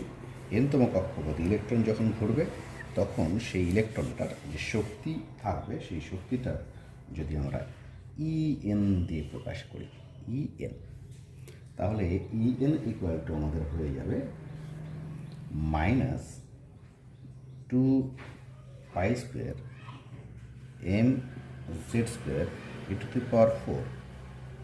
Divided by N square H square. এই মাইনাস কেন আসলো পরে আমি বলছি। তাহলে এখানে কোনটা কী জিনিস আমরা জানি, এম হচ্ছে ইলেকট্রনের ভর, জেড হচ্ছে যে এক ইলেকট্রন বিশিষ্ট সিস্টেমটা নেওয়া হলো তার পরমাণু ক্রমাঙ্ক, ই হচ্ছে ইলেকট্রনের আধান, এন হচ্ছে কততম কক্ষপথ সেটা কথা বলবে, এইচ হচ্ছে প্লাঙ্কের ধ্রুবক। এখানে এটাকেও আমরা সাজিয়ে নিচ্ছি এভাবে, -2 pi square M Z square, Z তো চলরাশি হয়ে গেল, e⁴ divided by H square, এগুলো হচ্ছে ধ্রুবক পদ, আর চলরাশি হচ্ছে উপরে জেড স্কোয়ার, নিচে হচ্ছে এন স্কোয়ার। এভাবে যদি আমরা করে নিই সেটাকে, তাহলে এই ধ্রুবক পদগুলোর যদি আমরা মান বসাই তাহলে সেটা আসবে হচ্ছে 13.6। কত আসবে? 13.6, এখানে Z square by N square থাকলো, এটার ইউনিটটা আসবে ইলেকট্রন ভোল্ট। ঠিক আছে, তাহলে ইলেকট্রন ভোল্ট ইউনিটে আমরা পেয়ে গেলাম হচ্ছে এনতম কক্ষপথের শক্তির মান কত হবে। এবার হাইড্রোজেনের ক্ষেত্রে যদি প্রয়োগ করি আমরা, হাইড্রোজেনের ক্ষেত্রে z ইকুয়াল টু 1 এবং প্রথম কক্ষপথের ক্ষেত্রে যদি করি তাহলে n ইকুয়াল টু 1, তাহলে তার শক্তি হবে, হাইড্রোজেনের প্রথম কক্ষপথে ঘূর্ণনরত ইলেকট্রনের শক্তি E1 এটা হবে হচ্ছে -13.6, জেডের মান হচ্ছে 1 স্কোয়ার 1 নিচে 1, তাহলে এত ইলেকট্রন ভোল্ট। তাহলে এটা পেয়ে গেলাম। এবার আমরা যেটা করব সেটা হচ্ছে কি, প্রথম কক্ষপথের শক্তি এবং এনতম কক্ষপথের শক্তির যে সম্পর্ক সেটা আমরা করে নিচ্ছি। এনতম কক্ষপথে ঘূর্ণনরত ইলেকট্রনের শক্তি হচ্ছে এটা, তাহলে প্রথম কক্ষপথে ঘুরতে গেলে তার শক্তি থাকবে -2π² mz² e⁴ বাই 1² h², 1² আর লিখলাম না, এদের সম্পর্ক যদি আমরা করতে চাই তাহলে এটা দিয়ে ভাগ করে দিচ্ছি আমরা একই রকম উপায়। তাহলে কি পাবো, এটা ক্যান্সেল হয়ে গেল, উপরে যা যা ছিল সবগুলো ক্যান্সেল হয়ে গেল, থাকলো শুধু 1/n²। n/e1 ইকুয়াল টু দাঁড়াচ্ছে 1/n²। ঠিক আছে, তাহলে সম্পর্কটা কি দাঁড়াচ্ছে, En ইকুয়াল টু E1/n²। এটা হচ্ছে শক্তির সম্পর্ক। পরিষ্কার? তাহলে এটা আমরা পেয়ে গেলাম, শক্তি যেটা আছে সেটা। এবার আমরা আলোচনা করব যে এই যে En অর্থাৎ এনতম কক্ষপথের যে শক্তি, সেই শক্তির রাশিমালায় নেগেটিভ চিহ্ন কেন থাকছে। আমরা জেনেছি En equal to -2π² mz² e⁴ by n² h², এটা ছিল। এর নেগেটিভ সাইন দিয়ে কী বোঝাচ্ছে, এখানে ধারণা করা হচ্ছে যে কোনো একটা পরমাণুর কেন্দ্র, তার থেকে ইলেকট্রনটা বিভিন্ন কক্ষপথে আবর্তন করতে পারে, সেটা আমরা জেনেছি বোরের যে মডেল সেইখান থেকে আমরা জেনেছি। এবার কোনো একটা ইলেকট্রন যদি কোনো একটা পরমাণুর কেন্দ্র আকর্ষণ বলের আওতা না থেকে অসীম দূরত্বে কোথাও একটা থাকে, তার থেকে অসীম দূরত্বে, তাহলে সে কোনো আকর্ষণ বা বিকর্ষণ বলের আওতা নেই, তখন তার শক্তিকে ধরা হয় হচ্ছে 0। এবার সেই ইলেকট্রনটা পরমাণুর কেন্দ্রের কোনো একটা কক্ষপথ দিয়ে যখন এনতম কক্ষপথ দিয়ে যখন আবর্তন করতে চাইবে, তখন শক্তি বর্জন করতে করতে সে এসে সেই কক্ষপথে স্থায়িত্ব লাভ করবে এবং এনতম কক্ষপথে সে ঘুরতে থাকবে। তাহলে এই এনতম কক্ষপথে এসে ঘোরার জন্য সে কী পরিমাণ শক্তি বর্জন করে, বলা হচ্ছে এই পরিমাণ শক্তি সে সে বর্জন করে যেন সেটা নেগেটিভ করা হচ্ছে। তাহলে শক্তি তার দাঁড়ালো কত, এই পরিমাণ শক্তি বর্জন করলে, 0 থেকে এটা বর্জন করলে গিয়ে এটা দাঁড়াচ্ছে শক্তিটা। তাহলে এটা এইভাবে বলা যেতে পারে, এখানে যদি এই যে সমীকরণটা দেখো, সেখানে যদি এনের মান অর্থাৎ পরমাণুর কেন্দ্র থেকে অসীম দূরত্বে কোনো একটা কক্ষপথ, তাহলে এনের মান হচ্ছে ইনফাইনিটি যদি করে দিই, তাহলে En এর মান হয়ে যাচ্ছে কিন্তু 0। তাহলে সেখান থেকে ধীরে ধীরে শক্তি বর্জন করতে করতে এনতম কক্ষপথে এসে এই পরিমাণ শক্তি বর্জন করে এনতম কক্ষপথে আসলো, ফলে তার শক্তি এখন দাঁড়ালো মাইনাস এটা। এই হচ্ছে ঋণাত্মক চিহ্নের তাৎপর্য। এবার চলে আসবো আমরা পরবর্তী অংশ। এই যে বোরের তত্ত্ব থেকে আমরা মোটামুটি জেনে ফেললাম কী কী জিনিস, যে এনতম কক্ষপথে যদি কোনো একটা ইলেকট্রন আবর্তন করে, সেই এনতম কক্ষপথের ব্যাসার্ধ কী হবে, Rn এর রাশিমালা জেনেছি আমরা। তারপরে আমরা জেনেছি হচ্ছে এনতম কক্ষপথে কোনো একটা ইলেকট্রন ঘুরলে পরে তার ইলেকট্রনের গতিবেগ কত হবে, Vn জেনেছি আমরা। এবং আমরা জেনেছি এনতম কক্ষপথে কোনো একটা ইলেকট্রন আবর্তন করলে তার শক্তি কত হবে, সেটা আমরা অলরেডি জেনে ফেলেছি। এগুলো বোর তত্ত্ব থেকে কিন্তু বের করা হয়েছে, এগুলো কিন্তু বোর তত্ত্বের সাফল্য বলা যেতে পারে। এবার বোর তত্ত্ব যেটা আরেকটা জিনিস ব্যাখ্যা করতে পেরেছে, সেটা হচ্ছে বর্ণালী সংক্রান্ত বিষয়।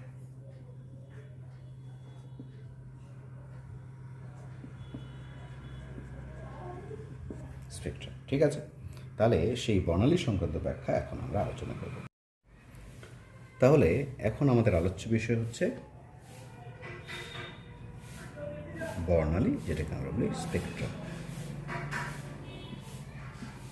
পরিষ্কার? বর্ণালী প্রথমে হচ্ছে আমরা বিভাজন করব, এটা দু রকমের হয়। একটা হচ্ছে নিঃসরণ বর্ণালী, যেটাকে আমরা বলি এমিশন।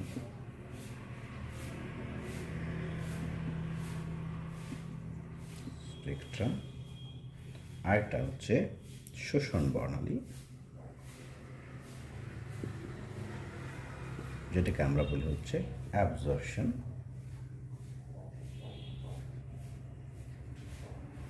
স্পেকট্রাম। এই দু রকমের বর্ণালী এখানে হয়। তাহলে এটা কী জিনিস, এটা কী জিনিস, সেটা একটু দেখে নিন। তারপরে রেখা বর্ণালী আছে এবং নিরবচ্ছিন্ন বর্ণালী আছে, সেগুলো পরে আসছে, এগুলোর ভাগ আসবে সেগুলো।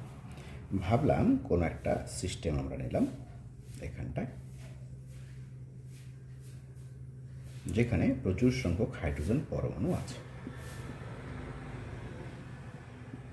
সেটাকে আমরা শক্তি দিলাম বাইরের থেকে। সে তাপ শক্তি হতে পারে অথবা আলোক শক্তি বা তড়িৎচুম্বকীয় তরঙ্গ আমরা এখান থেকে দিলাম। তাহলে তড়িৎচুম্বকীয় তরঙ্গের বিভিন্ন যে কম্পাঙ্কের শক্তি আছে বা বিভিন্ন যে তরঙ্গ দৈর্ঘ্যের শক্তি আছে, সেগুলো এর মধ্যে ঢুকবে। এই হাইড্রোজেন পরমাণু প্রথমে কিন্তু প্রত্যেকটারই কি থাকবে, ইলেকট্রনগুলো পরমাণুর কেন্দ্রের চারপাশে একটাই কক্ষ, প্রথম কক্ষে হাইড্রোজেনগুলো বলতে ইলেকট্রনগুলো বলতে ইলেকট্রন তো একটাই থাকবে এবং পরমাণু কেন্দ্রের প্রথম কক্ষপথে সে ঘুরে বেড়াবে, অর্থাৎ গ্রাউন্ড স্টেট এনার্জি লেভেলে থাকবে। এবার যখনই শক্তি সংগ্রহ করলো, তখনই কিছু কিছু পরমাণু কী করবে, তাদের ইলেকট্রনগুলো শক্তি, উপযুক্ত পরিমাণ শক্তি অর্থাৎ উপযুক্ত কম্পাঙ্কের শক্তি সংগ্রহ করে সে দ্বিতীয় কক্ষে চলে যেতে পারে। কোনো কোনো পরমাণুর আবার ইলেকট্রনটা শক্তি সংগ্রহ করে তৃতীয় কক্ষে চলে যেতে পারে। কোনো কোনো পরমাণুর ইলেকট্রন সেই শক্তি সংগ্রহ করে চতুর্থ কক্ষে চলে যেতে পারে। অর্থাৎ এখান থেকে যে শক্তিটা আমরা দিচ্ছি, যেখানে কিনা সমস্ত তরঙ্গের মানে সমস্ত কম্পাঙ্কের বা সমস্ত শক্তির তরঙ্গ এখানে আছে, সেটা যখন সে সংগ্রহ এখান দিয়ে যাবে, তখন এখানে তার সিলেক্টিভলি এখান থেকে ইলেকট্রনটা এখানে জাম্প করতে গেলে নির্দিষ্ট শক্তি সংগ্রহ করবে, এখান থেকে এখানে জাম্প করতে গেলে নির্দিষ্ট শক্তি সংগ্রহ করবে, এখান থেকে ওখানে জাম্প করতে গেলে নির্দিষ্ট শক্তি সংগ্রহ করবে। এভাবে নির্দিষ্ট পরিমাণ, নির্দিষ্ট কম্পাঙ্কের শক্তি কিন্তু এখানে শোষিত হবে। সিলেক্টিভলি কিছু কিছু কম্পাঙ্কের শক্তি শোষিত হবে, বাদ বাকিগুলো এখান দিয়ে বেরিয়ে আসবে। এটা হয়তো শোষিত হলো, এটা বেরিয়ে আসবে। ঠিক আছে, এটা শোষিত হয়ে গেল, এটা হয়তো শোষিত হয়ে গেল, এটা হয়তো বেরিয়ে আসবে, এটা শোষিত হয়ে গেল, এটা হয়তো বেরিয়ে আসবে। তাহলে এখানে যদি আমরা একটা পর্দা রাখি, ঠিক আছে, পর্দা প্রথমে রাখবো না, এটা বর্ণালীবীক্ষণ যন্ত্র থাকবে, এখানে একটা প্রিজম থাকবে, সেই প্রিজমের মধ্য দিয়ে আমরা পাঠাবো। অবশ্যই সেটা বর্ণালীবীক্ষণ যন্ত্রের যে প্রিজম, সেটার মধ্য দিয়ে আমরা পাঠাচ্ছি। এবং সেখানে তারপরে এখানে যদি কোনো একটা পর্দা রাখা থাকে, আমি এটা একটু মুছে দিলাম, এখানে যদি কোনো একটা পর্দা যদি রাখা থাকে, জিঙ্ক সালফাইড পর্দা সাধারণত ব্যবহার করা হয়, সেই যন্ত্রের ভিতরে থাকবে। সেখানে গিয়ে এই সমস্ত তরঙ্গগুলো বিভিন্ন দিকে গিয়ে জায়গায় জায়গায় কিন্তু বিভিন্ন একটা দাগের সৃষ্টি করবে বা একটা স্পটের সৃষ্টি করবে।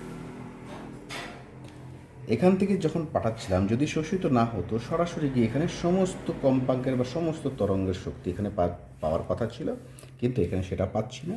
তাহলে এখানে যা যা দিয়েছিলাম সেটা যদি আমার জানা থাকে, যে যে কম্পাঙ্কের শক্তি এখানে ছিল সেটা যদি জানা থাকে, এবং এখানে কী কী কম্পাঙ্কের শক্তি বা কী কী তরঙ্গ দৈর্ঘ্যের শক্তি পাচ্ছি সেটা যদি আমি জানতে পারি, তাহলে বুঝে যাব এখানে কোন কোন তরঙ্গের শক্তির তরঙ্গ এখানে শোষিত হয়েছে।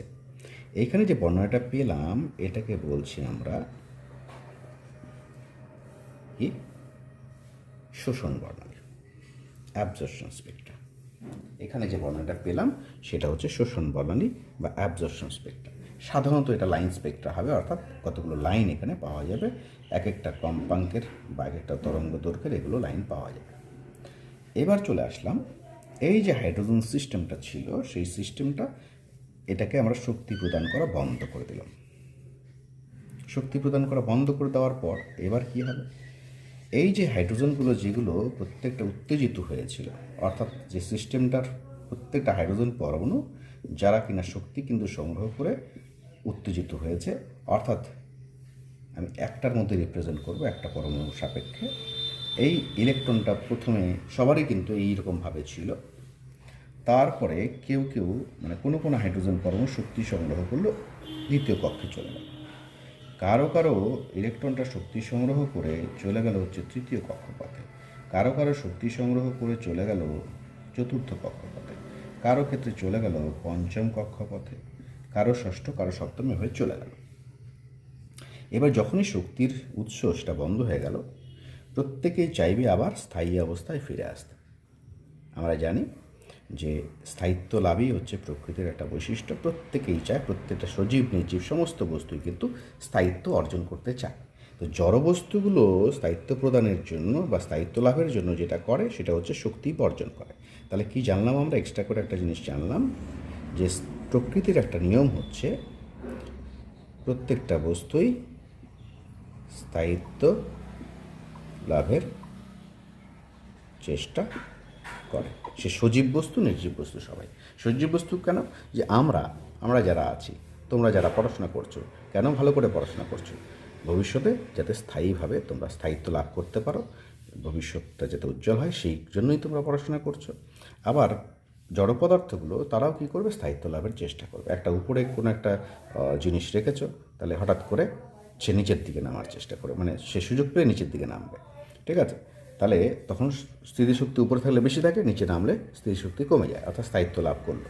এবার এই ক্ষেত্রেও কী হবে, এরা যারা শক্তি সংগ্রহ করেছিল, হাইড্রোজেন পরমাণু যারা ছিল, তারাও কিন্তু আবার শক্তি সংগ্রহ করে ইলেকট্রনটা উপরের স্তরে চলে গেলেও আবার নিচের স্তরে নেমে আসার চেষ্টা করবে। এই যখন নেমে আসবে, তখন কিছু শক্তি তারা কী করবে? সেই তরঙ্গের আকারে আবার বিকিরণ করতে শুরু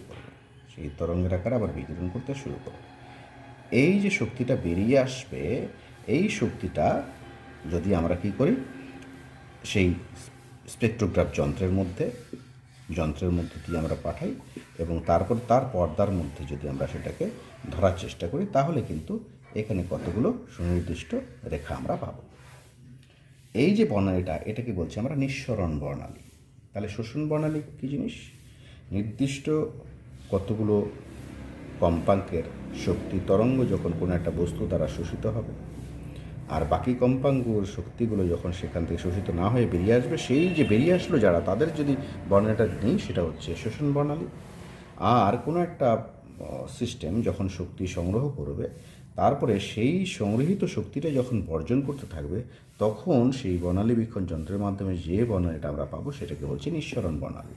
এখানে এটা দেখতে পাচ্ছি যে নিঃসরণ বর্ণালী, এখানে আমরা দেখেছিলাম যে প্রত্যেকটা পরমাণু তার ইলেকট্রন ছিল প্রথম কক্ষে, সেখান থেকে দ্বিতীয় কক্ষে কারো গেছিলো, কারো তৃতীয়, কারো চতুর্থ, কারো পঞ্চম, এভাবে করে যাচ্ছিল, কারো ষষ্ঠ, সপ্তমে যাচ্ছিল। এইবার যারা হচ্ছে পঞ্চমে গেল, তারা হয়তো শক্তি একবারে নির্দিষ্ট পরিমাণ শক্তি বর্জন করে প্রথমে চলে আসতে পারে। যারা 4-এ ছিল তারাও 1-এ চলে আসতে পারে, যারা 3-এ ছিল তারাও 1-এ চলে আসতে পারে, যারা 2-এ ছিল তারাও 1-এ চলে আসতে পারে, যারা 6-এ ছিল তারাও 1-এ আসতে পারে, যারা 5-এ ছিল তারাও 7-এ ছিল তারাও 1-এ আসতে পারে। এইভাবে সুনির্দিষ্ট কম্পাঙ্কের বা সুনির্দিষ্ট তরঙ্গ দৈর্ঘ্যের কতগুলো শক্তি এখানে পাব, ঠিক আছে? আবার 2-এ নেমে আসতে পারে, 3 থেকে 2-এ, 4 থেকে 2-এ, 5 থেকে 2-এ, 6 থেকে 2-এ, 7 থেকে 2-এ নেমে আসতে পারে। তার জন্য কতগুলো রেখা পাবো, কতগুলো নির্দিষ্ট কম্পাঙ্কের রেখা ওই বর্ণালীতে পাবো। তাহলে সেই বিষয়ে এখন আস্তে আস্তে আলোচনা করব। সেগুলো হচ্ছে বিভিন্ন শাড়ি বলি আমরা, লিমান শাড়ি বা আমার শাড়ি, প্যাশন শাড়ি, এগুলো আমরা বলে থাকি। তো সেখানে আসি। তাহলে আশা করি নিঃসরণ বর্ণালী, শোষণ বর্ণালী জিনিসটা কি সেটা আমরা বুঝে গেলাম, এবং রেখা বর্ণালী জিনিসটা কি, মোটামুটি এই যে বর্ণালীতে যে নির্দিষ্ট কম্পাঙ্কের কতগুলো রেখা বা নির্দিষ্ট কম্পাঙ্কের কতগুলো তরঙ্গই যখন থাকবে, তখন সেটা হচ্ছে বলবো রেখা বর্ণালী। এবার আলোচনা করব বোরের সমীকরণ থেকে রেডবার্গ সমীকরণ উপপাদন। তো প্রশ্ন হচ্ছে রেডবার্গ সমীকরণটা কি? আমরা কিছুক্ষণ আগে যেটা আলোচনা করলাম যে বিভিন্ন প্রকারের বর্ণালী আছে, সেই পারমাণবিক যে বর্ণালীগুলো আছে, বিশেষ করে নিঃসরণ বর্ণালী, সেই নিঃসরণ বর্ণালীগুলোর মধ্যে তাদের তরঙ্গ দৈর্ঘ্য বা তরঙ্গ সংখ্যা কী হবে সেই সংক্রান্ত সমীকরণটা হচ্ছে রেডবার্গ সমীকরণ। তাহলে আমরা প্রথমে জেনে নিচ্ছি বিষয়টা কী। ভাবলাম কোনো একটা পরমাণুর কেন্দ্র আছে, তার বিভিন্ন কক্ষপথে ইলেকট্রন আবর্তন করতে পারে। কোনো পরমাণুটা কীরকম না, সেই পরমাণুটাতে একটা ইলেকট্রন আছে, সেরকম একটা পরমাণু। তো সম্ভাব্য কক্ষপথগুলো আমরা দেখে নিয়েছি, ইলেকট্রনটা এখানে আছে। এবার সেই হাইড্রোজেনের যে সিস্টেমটা, সেটার কথাই ভাবলাম যে এখানে একটা সিস্টেম আছে যেখানে প্রচুর সংখ্যক হাইড্রোজেন নেওয়া হয়েছে এবং তাদের মধ্যে শক্তি দেওয়া হয়েছে, বাইরের থেকে শক্তি দেওয়া হয়েছে এবং শক্তি সংগ্রহ করে সেই যে ইলেকট্রনগুলো এক একটা পরমাণুর ক্ষেত্রে কোনোটার হয়তো ইলেকট্রনটা চলে গেছে 2-এ, কোনোটা 3-এ, কোনোটা 4-এ, কোনোটা 5-এ, কোনোটা 6-এ, সেগুলো চলে গেছে।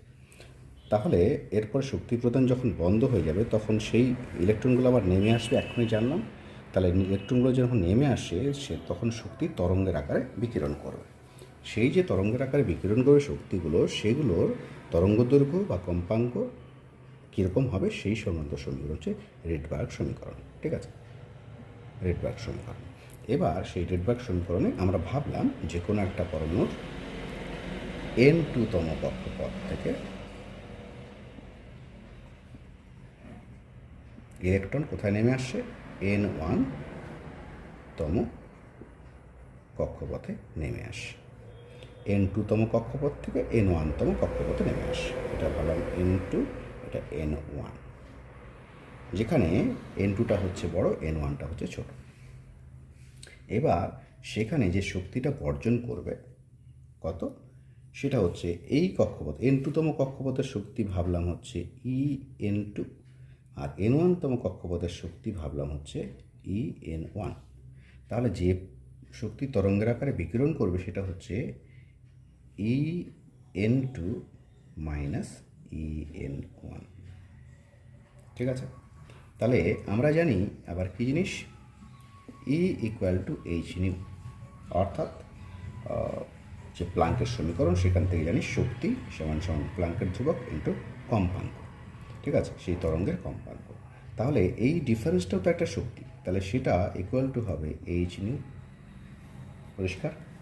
তাহলে এবার চলে আসলাম EN2 মাইনাস E1। আমরা এইচ নিউটা এই পাশে লিখলাম, এইচ নিউ ইকুয়াল টু EN2-র জায়গাটা, EN2-র জায়গাটা আমরা কী বসাবো, মাইনাস কী হচ্ছে 2π² mz² e⁴ ডিভাইডেড বাই কী ছিল, n² a² ছিল শক্তি রাশিমালা, nতম কক্ষপথের শক্তি, N2তম কক্ষপথ, তাহলে এখানে N2 বসিয়ে দিলাম, মাইনাস 2 মাইনাস, তো এই মাইনাসটা আরেকটা মাইনাস লাগবে এখানে, সেটা হচ্ছে এর সূত্রের ভেতরে মাইনাস। তাহলে 2π² mz² e⁴ by n1² a², এই পরিমাণ শক্তি কিন্তু বর্জিত হবে এবং তার তো কম্পাঙ্ক হচ্ছে এটা। আচ্ছা, এবার এই পাশটা আমি পরে করছি, এই পাশটাকে দেখি। এখানে কোন কোন রাশিগুলো কমন আছে সেগুলো নিচ্ছি এবং এটা মাইনাসে মাইনাসে প্লাস হবে, এটাকে আগে নিচ্ছি। তাহলে দাঁড়াবে 2π² m e⁴ by a² z², এটুকু থাকছে কম। তাহলে এখানে কি থাকছে, এগুলো সব চলে গেল, শুধু থাকছে 1/n1²। এখানে কি থাকছে, এখানে থাকছে শুধু 1/n2²। আশা করি বোঝা গেল। মাইনাস মাইনাস প্লাস, এটা আগে লিখলাম, এটা পরে লিখলাম, এই জন্য মাইনাস, এই মাইনাসটা হচ্ছে এটা। পরিষ্কার হলো? এদিকে আমরা এটাকে করলাম হচ্ছে H new equal to c/λ, লিখে নিলাম।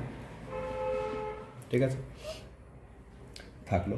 এবার এটাকে কী করলাম, 1/λটাকে এই পাশে রাখলাম, বাকিগুলো এই পাশে নিয়ে আসলাম। তাহলে কী দাঁড়ালো, 2π² m e⁴ বাই সি এখান থেকে আসলো, এইচ একটা আসলো, এইচ কিউব হয়ে গেল, into Z square 1/n1 square minus 1/n2 square. এই যে রাশিগুলো আছে এখানে 2 পাই স্কোয়ার এম মানে ইলেকট্রনের ভর, ই হচ্ছে ইলেকট্রনের আধান, সি হচ্ছে আলোর গতিবেগ, এইচ হচ্ছে প্লাঙ্কের ধ্রুবক, সবগুলো ধ্রুবক পদ। সবগুলো ধ্রুবকগুলোর গুণফল ভাগফল একটা ধ্রুবক ধরা যায় এবং সেটা বিজ্ঞানী রিডবার্গের নামে ধ্রুবকটা ধরা হয়েছে, সেটা হচ্ছে আর, যেটাকে বলছি রিডবার্গ ধ্রুবক। এবার 1/λ হচ্ছে নিউ বার, সেই সম্পর্কটা আমরা আগেই পেয়েছি, আগের ভিডিওতে দেওয়া আছে। তাহলে নিউ বার মানে তরঙ্গ সংখ্যা, আর এখানে হয়ে গেল এটা r into Z square 1/n1 square minus 1/n2 square. এই হলো গিয়ে আমাদের রিডবার্গ সমীকরণ। কী সংক্রান্ত সমীকরণ? অর্থাৎ কোনো একটা পরমাণুর সব ক্ষেত্রেই অবশ্যই এক ইলেকট্রন বিশিষ্ট সিস্টেম লাগবে। এখানে হাইড্রোজেন হলে জেটের মান 1 হবে, অন্য এক ইলেকট্রন বিশিষ্ট সিস্টেম অর্থাৎ He+, Li2+, এর ক্ষেত্রে যথাক্রমে 2 বা 3 হবে জেটের মান। তাহলে সব ক্ষেত্রে যে কোনো এক ইলেকট্রন বিশিষ্ট সিস্টেমের ক্ষেত্রে আমরা কিন্তু এটা করে ফেললাম। তাহলে এইটা হলো রিডবার্গের সমীকরণ। কী সংক্রান্ত? কোনো একটা কক্ষপথ থেকে ইলেকট্রন যখন অন্য একটা কক্ষপথে নেমে আসবে তখন যে শক্তি তরঙ্গের আকারে বিকিরিত হবে সেই শক্তির তরঙ্গ সংখ্যা হবে এই সমীকরণ অনুসারে। আবার এটা উল্টো দিকে কাজে লাগানো যায়। কোনো একটা ইলেকট্রন যদি কোনো একটা কক্ষপথে ছিল, সেখান থেকে অন্য একটা কক্ষপথে যদি জাম্প করতে চায়, তাহলে যে শক্তি লাগবে সেই শক্তির তরঙ্গ সংখ্যাও কিন্তু এটাতে নির্ণয় করা যাবে। তাহলে এটা আমরা জেনে ফেললাম। এবার চলে আসি আমরা এখন আলোচনা করব হাইড্রোজেন পরমাণুর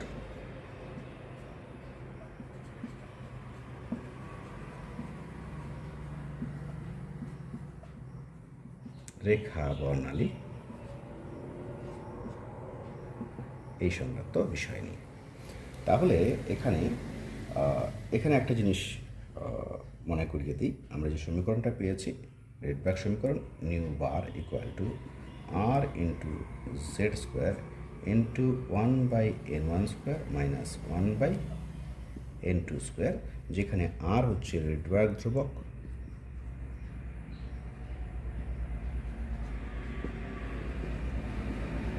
যার মান মোটামুটি ক্যালকুলেশন করে যেটা জানা গেছে 109,677 পার সেন্টিমিটার। এটা জানা গেছে হচ্ছে কি রিডবার্গ ধ্রুবকের মানটা। তো যাই হোক, এবার আমরা যেটা বিষয়টা আলোচনা করতে চাইছি, বিষয়টা ভালো করে বুঝে নেওয়ার চেষ্টা করো। ভাবলাম আমার এখানে কি আছে, হাইড্রোজেন পরমাণুর একটা সিস্টেম আছে যেখানে অসংখ্য হাইড্রোজেন পরমাণু আছে, যারা প্রত্যেকেই হচ্ছে ভূমি স্তরে বা সর্বনিম্ন শক্তি স্তরে তাদের ইলেকট্রনগুলো আছে, অসংখ্য কোটি কোটি আছে। এবার তার মানে প্রত্যেকটা হাইড্রোজেন পরমাণু প্রাথমিক অবস্থায় কি থাকবে, ইলেকট্রনটা প্রথম কক্ষপথে থাকবে। ঠিক আছে, এটাকে শক্তি দেওয়া হলো, আলোক শক্তি বা তাপ শক্তি দেওয়া হলো। তাহলে প্রত্যেকটা পরমাণু শক্তি সংগ্রহ করবে, কেউ একটু কম শক্তি সংগ্রহ করবে, কেউ বেশি শক্তি সংগ্রহ করবে। অর্থাৎ কারো ইলেকট্রন 1 থেকে হয়তো 2-এ যেতে পারে, কারো ইলেকট্রন হয়তো 3-এ যেতে পারে, কারো ইলেকট্রন হয়তো 4-এ যেতে পারে, কারো ইলেকট্রন হয়তো 5-এ যেতে পারে। আমি এটা এখানে করে দিচ্ছি। কারো হয়তো 5-এ যেতে পারে, কারো হয়তো 6-এ যেতে পারে, কারো 7-এ যেতে পারে, এরকম যাবে। এটা হচ্ছে n equal to 1, n equal to 2, n equal to 3, n equal to 4, n equal to 5, n equal to 6, n equal to 7 যেতে পারে। তো গেল সেই ইলেকট্রনগুলো। এইবার যখনই শক্তি দেওয়া বন্ধ করে দেওয়া হলো, এগুলো আবার প্রত্যেকটা পরমাণু যার যেখানে গেছে সেখান থেকে আবার ব্যাক করে একে আসার চেষ্টা করবে। তো একবার তো একে আসবে না, প্রথমে হয়তো কী করলো, আমি ভাবলাম হচ্ছে 2-এ যারা গেছিলো তারা একে আসলো, 3-এ যারা গেল তারা একে আসলো, 4-এ গেল যারা তারাও একে আসতে পারে কিছু কিছু ক্ষেত্রে, কিছু কিছু পরমাণুর। 5-এ গেল একে আসলো, 6-এ গেল একে আসলো, 7-এ গেল যারা একে আসলো। এই যে জাম্পগুলো হলো, অর্থাৎ n2তম থেকে প্রথমে জাম্প যে করলো, সেই সংক্রান্ত কিছু নির্দিষ্ট কম্পাঙ্কের তরঙ্গ, প্রত্যেক ক্ষেত্রে নির্দিষ্ট নির্দিষ্ট কম্পাঙ্কের শক্তি কিন্তু বেরিয়ে আসবে সেখান থেকে। সেগুলো বর্ণালীবীক্ষণ যন্ত্রের যে পর্দার মধ্যে যে আমরা রেজাল্ট যেটা পাবো সেটাকে বলছি আমরা রেখা বর্ণালী, এবং সেটা হচ্ছে লিম্যান সারি। তাহলে লিম্যান সারি যেটা হচ্ছে, সারি কেন বলছি, অনেকগুলো লিম্যান ওয়েভ ছিল, একসঙ্গে অনেকগুলো জিনিস আছে, সেই জন্য সেটাকে বলছি আমরা লিম্যান সারি। ঠিক আছে, এবার এরকম কোটি কোটির মধ্যে এখানে কিছু ক্ষেত্রে এই সিস্টেমটা হবে, এবং তাদের জন্য যে রেখাগুলো পাবো লিম্যান সারি। আবার দুইয়েও তো নেমে আসতে পারে, 3 থেকে 2 আসলো, 4 থেকে 2, 5 থেকে 2, 6 থেকে 2, 7 থেকে 2, 3 চলে আসছে, সেটা 2 যখন নেমে আসবে তখন সেই যে রেখাগুলো পাবো সেগুলো আবার কতগুলো রেখা এখানে পাবো, সেটা হচ্ছে বামার সারি।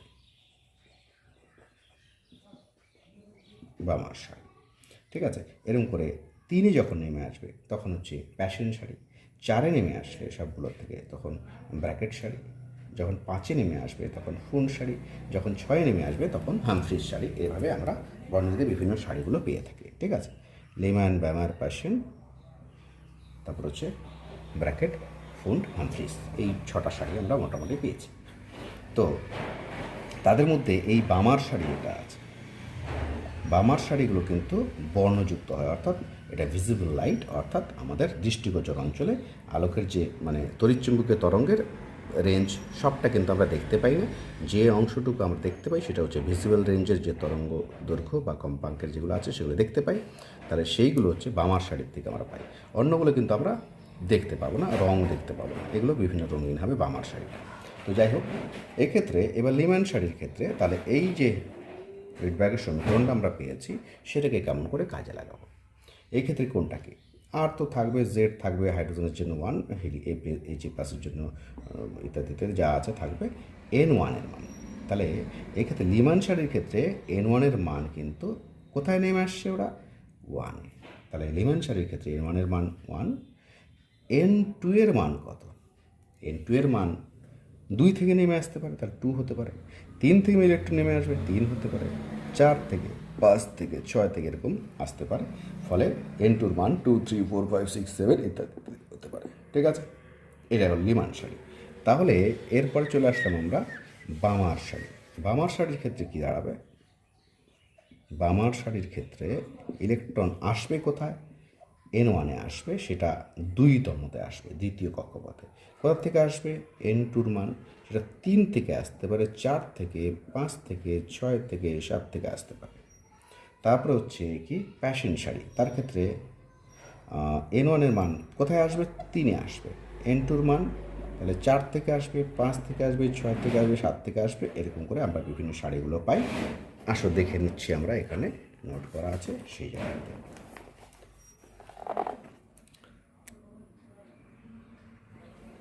আমরা দেখতে পাচ্ছি কি আছে, শাড়ির নাম, প্রয়োজনীয় সমীকরণ, বর্ণালীগত অবস্থান। তা লিম্যান শাড়ি প্রযোজ্য সমীকরণ কি, new bar equal two R(Z)² into 1/N1² minus 1/N2²। ওই একটাই সমীকরণ যেখানে এনের মানগুলো বসিয়ে দিলে কী পরিবর্তন হবে সে নিজেরা করে দিতে পারে। N1 equal to 1, N2 equal to 2, 3, 4। তাহলে এখানে N1 এর মান তাহলে 1 মাইনাস 1/N² সেটা আসতো। এটা হাইড্রোজেনের ক্ষেত্রে যে দেখা গেছে অতি বেগুনি রশ্মি ইউভি লাইটের রেঞ্জে আসে। ঠিক আছে, এরপরে যেটা পাচ্ছি আমরা বামার শাড়ি। বামার শাড়িতে কী পাচ্ছি, একই সমীকরণ কাজে লাগান, N1 এর মান 2, N2 এর মান 3, 4, 5, 6 ইত্যাদি। এটা দৃষ্টিগোচর অঞ্চল অর্থাৎ ভিজুয়াল লাইট হিসেবে পাচ্ছি। প্যাশন শাড়ি সেটা কী পাচ্ছি, সমীকরণ একটাই আছে, N1 এর মান 3, N2 এর মান 4, 5, 6, 7। এটা আমরা পাচ্ছি অবলোহিত রশ্মি আইআর বা ইনফ্রারেড রিজনে আমরা পাচ্ছি। তারপর হচ্ছে কী আছে, ব্র্যাকেট শাড়ি। ব্র্যাকেট শাড়ির ক্ষেত্রে সমীকরণে কী আছে, N1 এর মান 4, মানে কোথায় নেমে আসবে ইলেকট্রন, 4-এ নেমে আসবে, কোথার থেকে 5, 6, 7 ইত্যাদি থেকে নেমে আসবে। এটা অতি অবলোহিত রশ্মি ফার ইনফ্রারেড রিজিয়ন এটা আছে। অর্থাৎ এগুলো কিন্তু দেখতে পাবেন, এটা দেখতে পাবেন, এটা দেখতে পাবেন, এটা দেখতে পাবেন, শুধু দেখতে পাবো এটা, বিভিন্ন বর্ণযুক্ত হবে। ফুন শাড়ি এক্ষেত্রে সমীকরণে কী থাকবে, কোথায় নেমে আসবে ইলেকট্রন, 5-এ নেমে আসবে, কোথার থেকে 6, 7, 8 থেকে নেমে আসবে, এটাও অতি অবলোহিত রশ্মি। হামফ্রিজ শাড়ি 6-এ নেমে আসবে ইলেকট্রন, কোথার থেকে 7, 8 ইত্যাদি যদি থাকে তার থেকে নেমে আসবে, তখন সেটা অতি অবলোহিত রশ্মির মধ্যেই পড়ছে, এগুলো কিন্তু দেখা যাবে না। তাহলে আশা করি বিষয়টা বোঝা গেল, বর্ণালীর বিভিন্ন শাড়িগুলো আছে।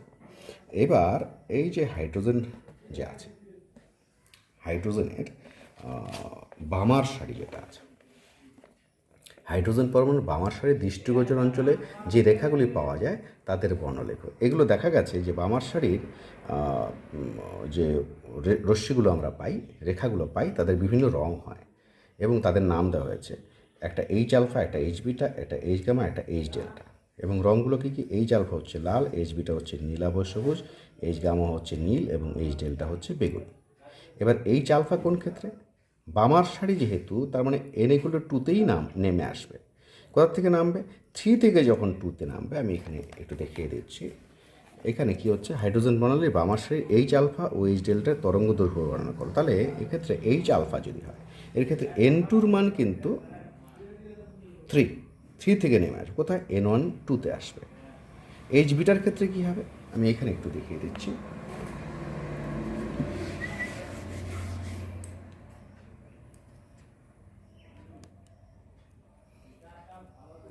এইচ বিটার ক্ষেত্রে, এইচ আলফার ক্ষেত্রে বামার সারি যে এইচ আলফা, সেটাকে বলছি হচ্ছে কি N1, যেহেতু বামার সারি 2তেই আসবে, N2 ইকুয়াল টু যত 3 থেকে আসবে তখন এইচ আলফা।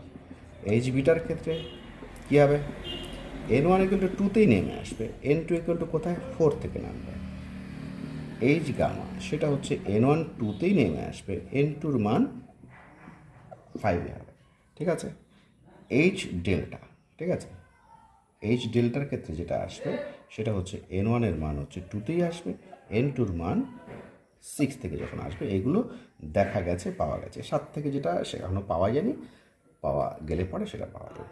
তাহলে এইগুলো কোনটার কী রঙ আমরা দেখেছি। এইচ আলফা যেটা আছে সেটা লাল রঙের হয়, এবং এইচ বিটা যেটা সেটা হচ্ছে নীলাভ সবুজ হবে, এইচ গামা যেটা হবে সেটা নীল হবে, এইচ ডেল্টা সেটা বেগুনি রঙের হবে। এবং আমাদের যদি হিসাব করতে বলে যে এইচ আলফার ক্ষেত্রে তরঙ্গ সংখ্যা কত, তাহলে আমরা কি করব? আমরা একটা অঙ্ক করে নিচ্ছি এখানে। এইচ আলফার ক্ষেত্রে তরঙ্গ সংখ্যা কত, আমরা রিডবার্গ সমীকরণ প্রয়োগ করবো। হাইড্রোজেনের H alpha, H alpha of H atom, এটার কি বের করতে বলছে? তরঙ্গ দৈর্ঘ্য বের করতে বলছে। আচ্ছা, যাচ্ছি। নিউ বার ইকুয়াল টু আর হচ্ছে 109,677, জেডের মান হাইড্রোজেনের ক্ষেত্রে হচ্ছে 1, আর লিখলাম না, ইন্টু কোথায় নেমে আসবে? N1 ইকুয়াল টু 2তে নেমে আসবে, তাহলে 1/2² মাইনাস কোথার থেকে আসবে? 3 থেকে আসবে, তাহলে 3², তাহলে N2 ইকুয়াল টু 3তে আসবে। তাহলে 109,677 into 1/4 minus 1/9, that is 109,677 into 36 উপরে 5/36, এটা কি আসবে? পার সেমিতে আসবে। এইবার আমাকে এটা নিউ বার মানে তরঙ্গ সংখ্যা আমরা জানি। এবার এটাকে যদি আমরা এটা করি তাহলে আমরা পেয়ে যাচ্ছি হচ্ছে তরঙ্গ দৈর্ঘ্য। তাহলে সেটা হচ্ছে 109,677 ইন্টু 5/36 পার সেমি, তাহলে দাঁড়াচ্ছে ল্যামডা ইকুয়াল টু 36/109,677 ইন্টু 5, এটা হচ্ছে সেন্টিমিটারে চলে আসবে। এটা ভ্যালুটা বের করে নিতে পারবে তোমরা। আশা করি বোঝা গেল। এবার আমরা আলোচনা করছি এই যে বোর তত্ত্ব আমরা জানলাম, সেই বোর তত্ত্বের সাফল্যগুলো কী কী এবং তার ত্রুটিগুলো কী কী, সেগুলো এক এক করে আলোচনা করব। প্রথমে আলোচনা করছি সাফল্য। তাহলে বোর তত্ত্বের সাফল্যের মধ্যে অনেক কটা সাফল্যই আছে। কি বলা হচ্ছে? প্রথমে, বোর তত্ত্ব অনুযায়ী কোনো নির্দিষ্ট স্থির কক্ষপথে আবর্তন করার সময় কোনো ইলেকট্রন কর্তৃক শক্তি নির্গত বা শক্তি শোষিত হয় না। আবার ইলেকট্রন নিউক্লিয়াসের চারিদিকে অবিরত ঘূর্ণায়মান হওয়া সত্ত্বেও নিউক্লিয়াসের উপর পতিত হয় না। অর্থাৎ এখানে পরমাণু যে স্থায়ী সেটা কিন্তু তিনি বলতে পেরেছেন। দ্বিতীয় বলছে, এক ইলেকট্রন বিশিষ্ট পরমাণু হাইড্রোজেন বা আয়ন, যেমন He+, Li2+, Be3+, B4+, এগুলোর বর্ণালী ব্যাখ্যা কিন্তু সম্ভবপর হয়েছে এই বোর তত্ত্বের সাহায্যে। হাইড্রোজেনের বর্ণালীতে ব্যাখ্যা আমরা করেইছি, অন্যান্যগুলোর ক্ষেত্রেও বর্ণালীর ব্যাখ্যা করা যাচ্ছে। তারপর হচ্ছে এই যে আমরা N বলছিলাম, প্রথম কক্ষপথের ক্ষেত্রে n এর মান 1, দ্বিতীয় কক্ষপথে n এর মান 2, তৃতীয় কক্ষপথে n এর মান 3। এগুলোকে বলছি কোয়ান্টাম সংখ্যা। কোয়ান্টাম সংখ্যা নিয়ে বিস্তারিত আলোচনা পরে পাবো। আপাতত জানবো এই যে এনটা, সেটা হচ্ছে মুখ্য কোয়ান্টাম সংখ্যা। সেটার ধারণা কিন্তু প্রথম বোর তত্ত্ব থেকেই পাওয়া গেছে। তারপর হচ্ছে বিভিন্ন শক্তি স্তরে আবর্তনকারী ইলেকট্রনগুলির শক্তির পরিমাণ নির্ণয় সম্ভব হয়েছে। মানে একটা কক্ষপথ কোন কক্ষপথে ঘুরলে পরে ইলেকট্রনের কত শক্তি হবে সেটা জানা গেছে। এক শক্তি স্তর থেকে অন্য শক্তি স্তরে একটা ইলেকট্রন স্থানান্তরিত হলে কী পরিমাণ শক্তি বিকিরিত হবে বা শোষিত হবে তা গণনা করা হয়েছে, আমরা সেটা করেছি। এবং এর থেকে পারমাণবিক বর্ণালীতে দৃশ্যমান বিভিন্ন রেখার ব্যাখ্যা করা সম্ভব হয়েছে, সহজতর হয়েছে। আমরা যেগুলো দেখতে পেয়েছি বা যেগুলো দেখা যায়নি সেগুলো কিন্তু ব্যাখ্যা করা সম্ভব হয়েছে এবং সেই বোর তত্ত্বের সাহায্য নিয়ে সেটা করা হয়েছে। আমরা সেগুলো দেখেছি অলরেডি। এরপরে হচ্ছে এই তত্ত্ব দ্বারা নির্ণীত রিডবার্গ ধ্রুবকের যে মান, আমরা সেটা বোরের তত্ত্বের সাহায্য নিয়ে রিডবার্গ ধ্রুবকের একটা মান পেয়েছি সেটা, এবং পরীক্ষা করে যে রিডবার্গ ধ্রুবকের মান পাওয়া গেছে প্রায় সমান, কাছাকাছি মানের হয়েছে। বোর তত্ত্বের সাহায্যে হাইড্রোজেন পরমাণুর কক্ষপথের ব্যাসার্ধ নির্ণয় করা সম্ভব হয়েছে, শক্তি নির্ণয় করা সম্ভব হয়েছে। তাছাড়া কোনো একটা কক্ষপথের গতিবেগ নির্ণয় করাও কিন্তু সম্ভব হয়েছে। পরিষ্কার হলো? এই গেল হচ্ছে সাফল্য। এবার ত্রুটি বেশ কিছু আছে, ত্রুটি বা ড্রব্যাক আমরা বলবো। তো অনেক কিছু সাফল্য পেয়েছে, তার মধ্যে কিছু ত্রুটিও আছে। প্রথম ত্রুটি যেটা, বোরের পারমাণবিক মডেল দ্বিমাত্রিক, কিন্তু পরমাণু কিন্তু প্রকৃতপক্ষে ত্রিমাত্রিক। ফলে এই মডেল থেকে ত্রিমাত্রিক গঠন সম্পর্কে ধারণা কিন্তু পাওয়া যায় না। কী বলেছেন তিনি?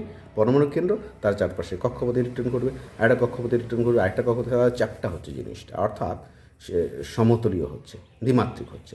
কিন্তু প্রকৃতপক্ষে পরমাণু ত্রিমাত্রিক, তার ধারণা কিন্তু পাওয়া যায়নি। বোর মতবাদের সাহায্যে 2 বা ততোধিক ইলেকট্রন বিশিষ্ট যে সকল সিস্টেমে পরমাণু বা আয়নের ক্ষেত্রে একের বেশি ইলেকট্রন থাকবে তাদের ক্ষেত্রে, অর্থাৎ 2 বা তার বেশি ইলেকট্রন থাকবে তাদের ক্ষেত্রে বর্ণালীর কিন্তু সঠিক ব্যাখ্যা পাওয়া যায় না, আর জটিল হয় এবং এর সাথে ব্যাখ্যা করা যায় না। আচ্ছা, বোর তত্ত্বের আরেকটা ত্রুটি বলা যেতে পারে, বোর তত্ত্বে হাইড্রোজেন পরমাণুর বর্ণালী ব্যাখ্যা করতে পারলেও, ওটা তো বলে দিয়েছি অলরেডি, আরেকবার বলা হয়েছে। তারপরে চৌম্বক ক্ষেত্রে বা তড়িৎ ক্ষেত্রে কোনো পরমাণুকে স্থাপন করলে সেই যে বর্ণালীর যে রেখাগুলো আছে সেগুলো আরও সূক্ষ্ম গঠন বিশিষ্ট পারমাণবিক বর্ণালী পাওয়া যায়। তো ব্যাপারটা কি সেটা একটুখানি আমরা এখানে দেখে নিই।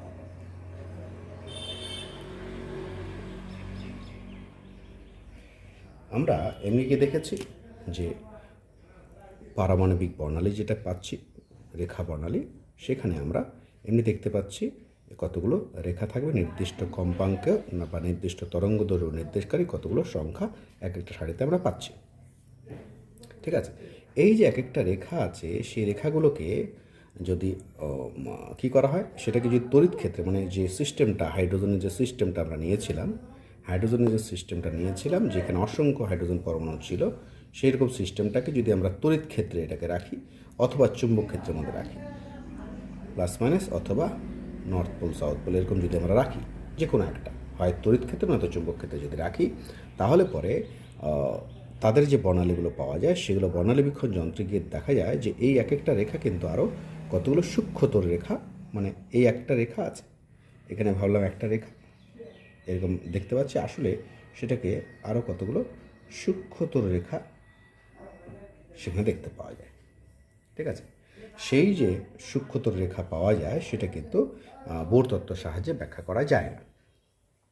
এখানে প্রসঙ্গক্রমে বলি যে এই যে চৌম্বক ক্ষেত্রের প্রভাবে এই বর্ণালীর এক একটা রেখা আরও সূক্ষ্মতর রেখায় বিভাজনের ঘটনাকে বলছি আমরা জিম্যান এফেক্ট। কী এফেক্ট বলছি? জিম্যান এফেক্ট।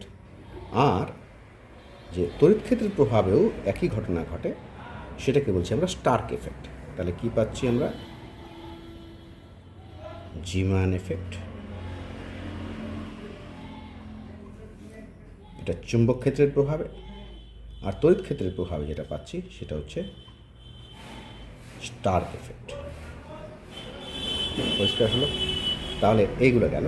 তাছাড়াও বর্ণালী বীক্ষণ যন্ত্র যদি উন্নত মানের হয় তাহলেও কিন্তু এই রেখাগুলো কিন্তু সূক্ষ্মতর রেখা কিন্তু দেখা যায়, ফাইন স্ট্রাকচার আমরা বলি, সেগুলো কিন্তু বোর তত্ত্ব দিয়ে ব্যাখ্যা করা যায়নি। তাছাড়া আরেকটা ত্রুটি হচ্ছে বোর তত্ত্বের, সেটা আমরা দেখব।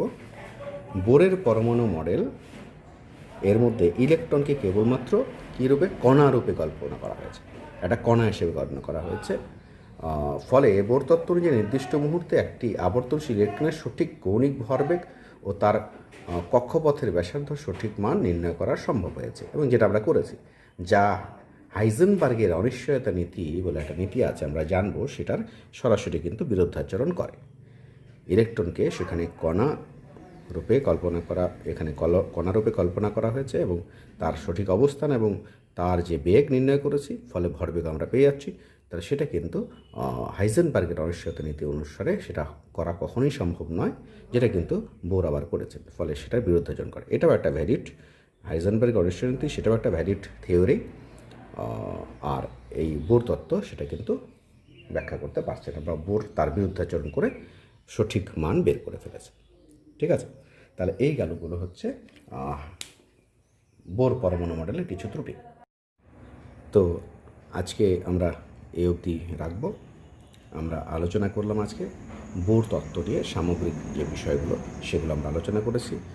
শুরুর থেকে তোমরা যদি দেখে থাকো ভালো করে, তাহলে আশা করি বুঝতে পেরেছো। কমেন্ট করে জানাবে কেমন লেগেছে। ধন্যবাদ।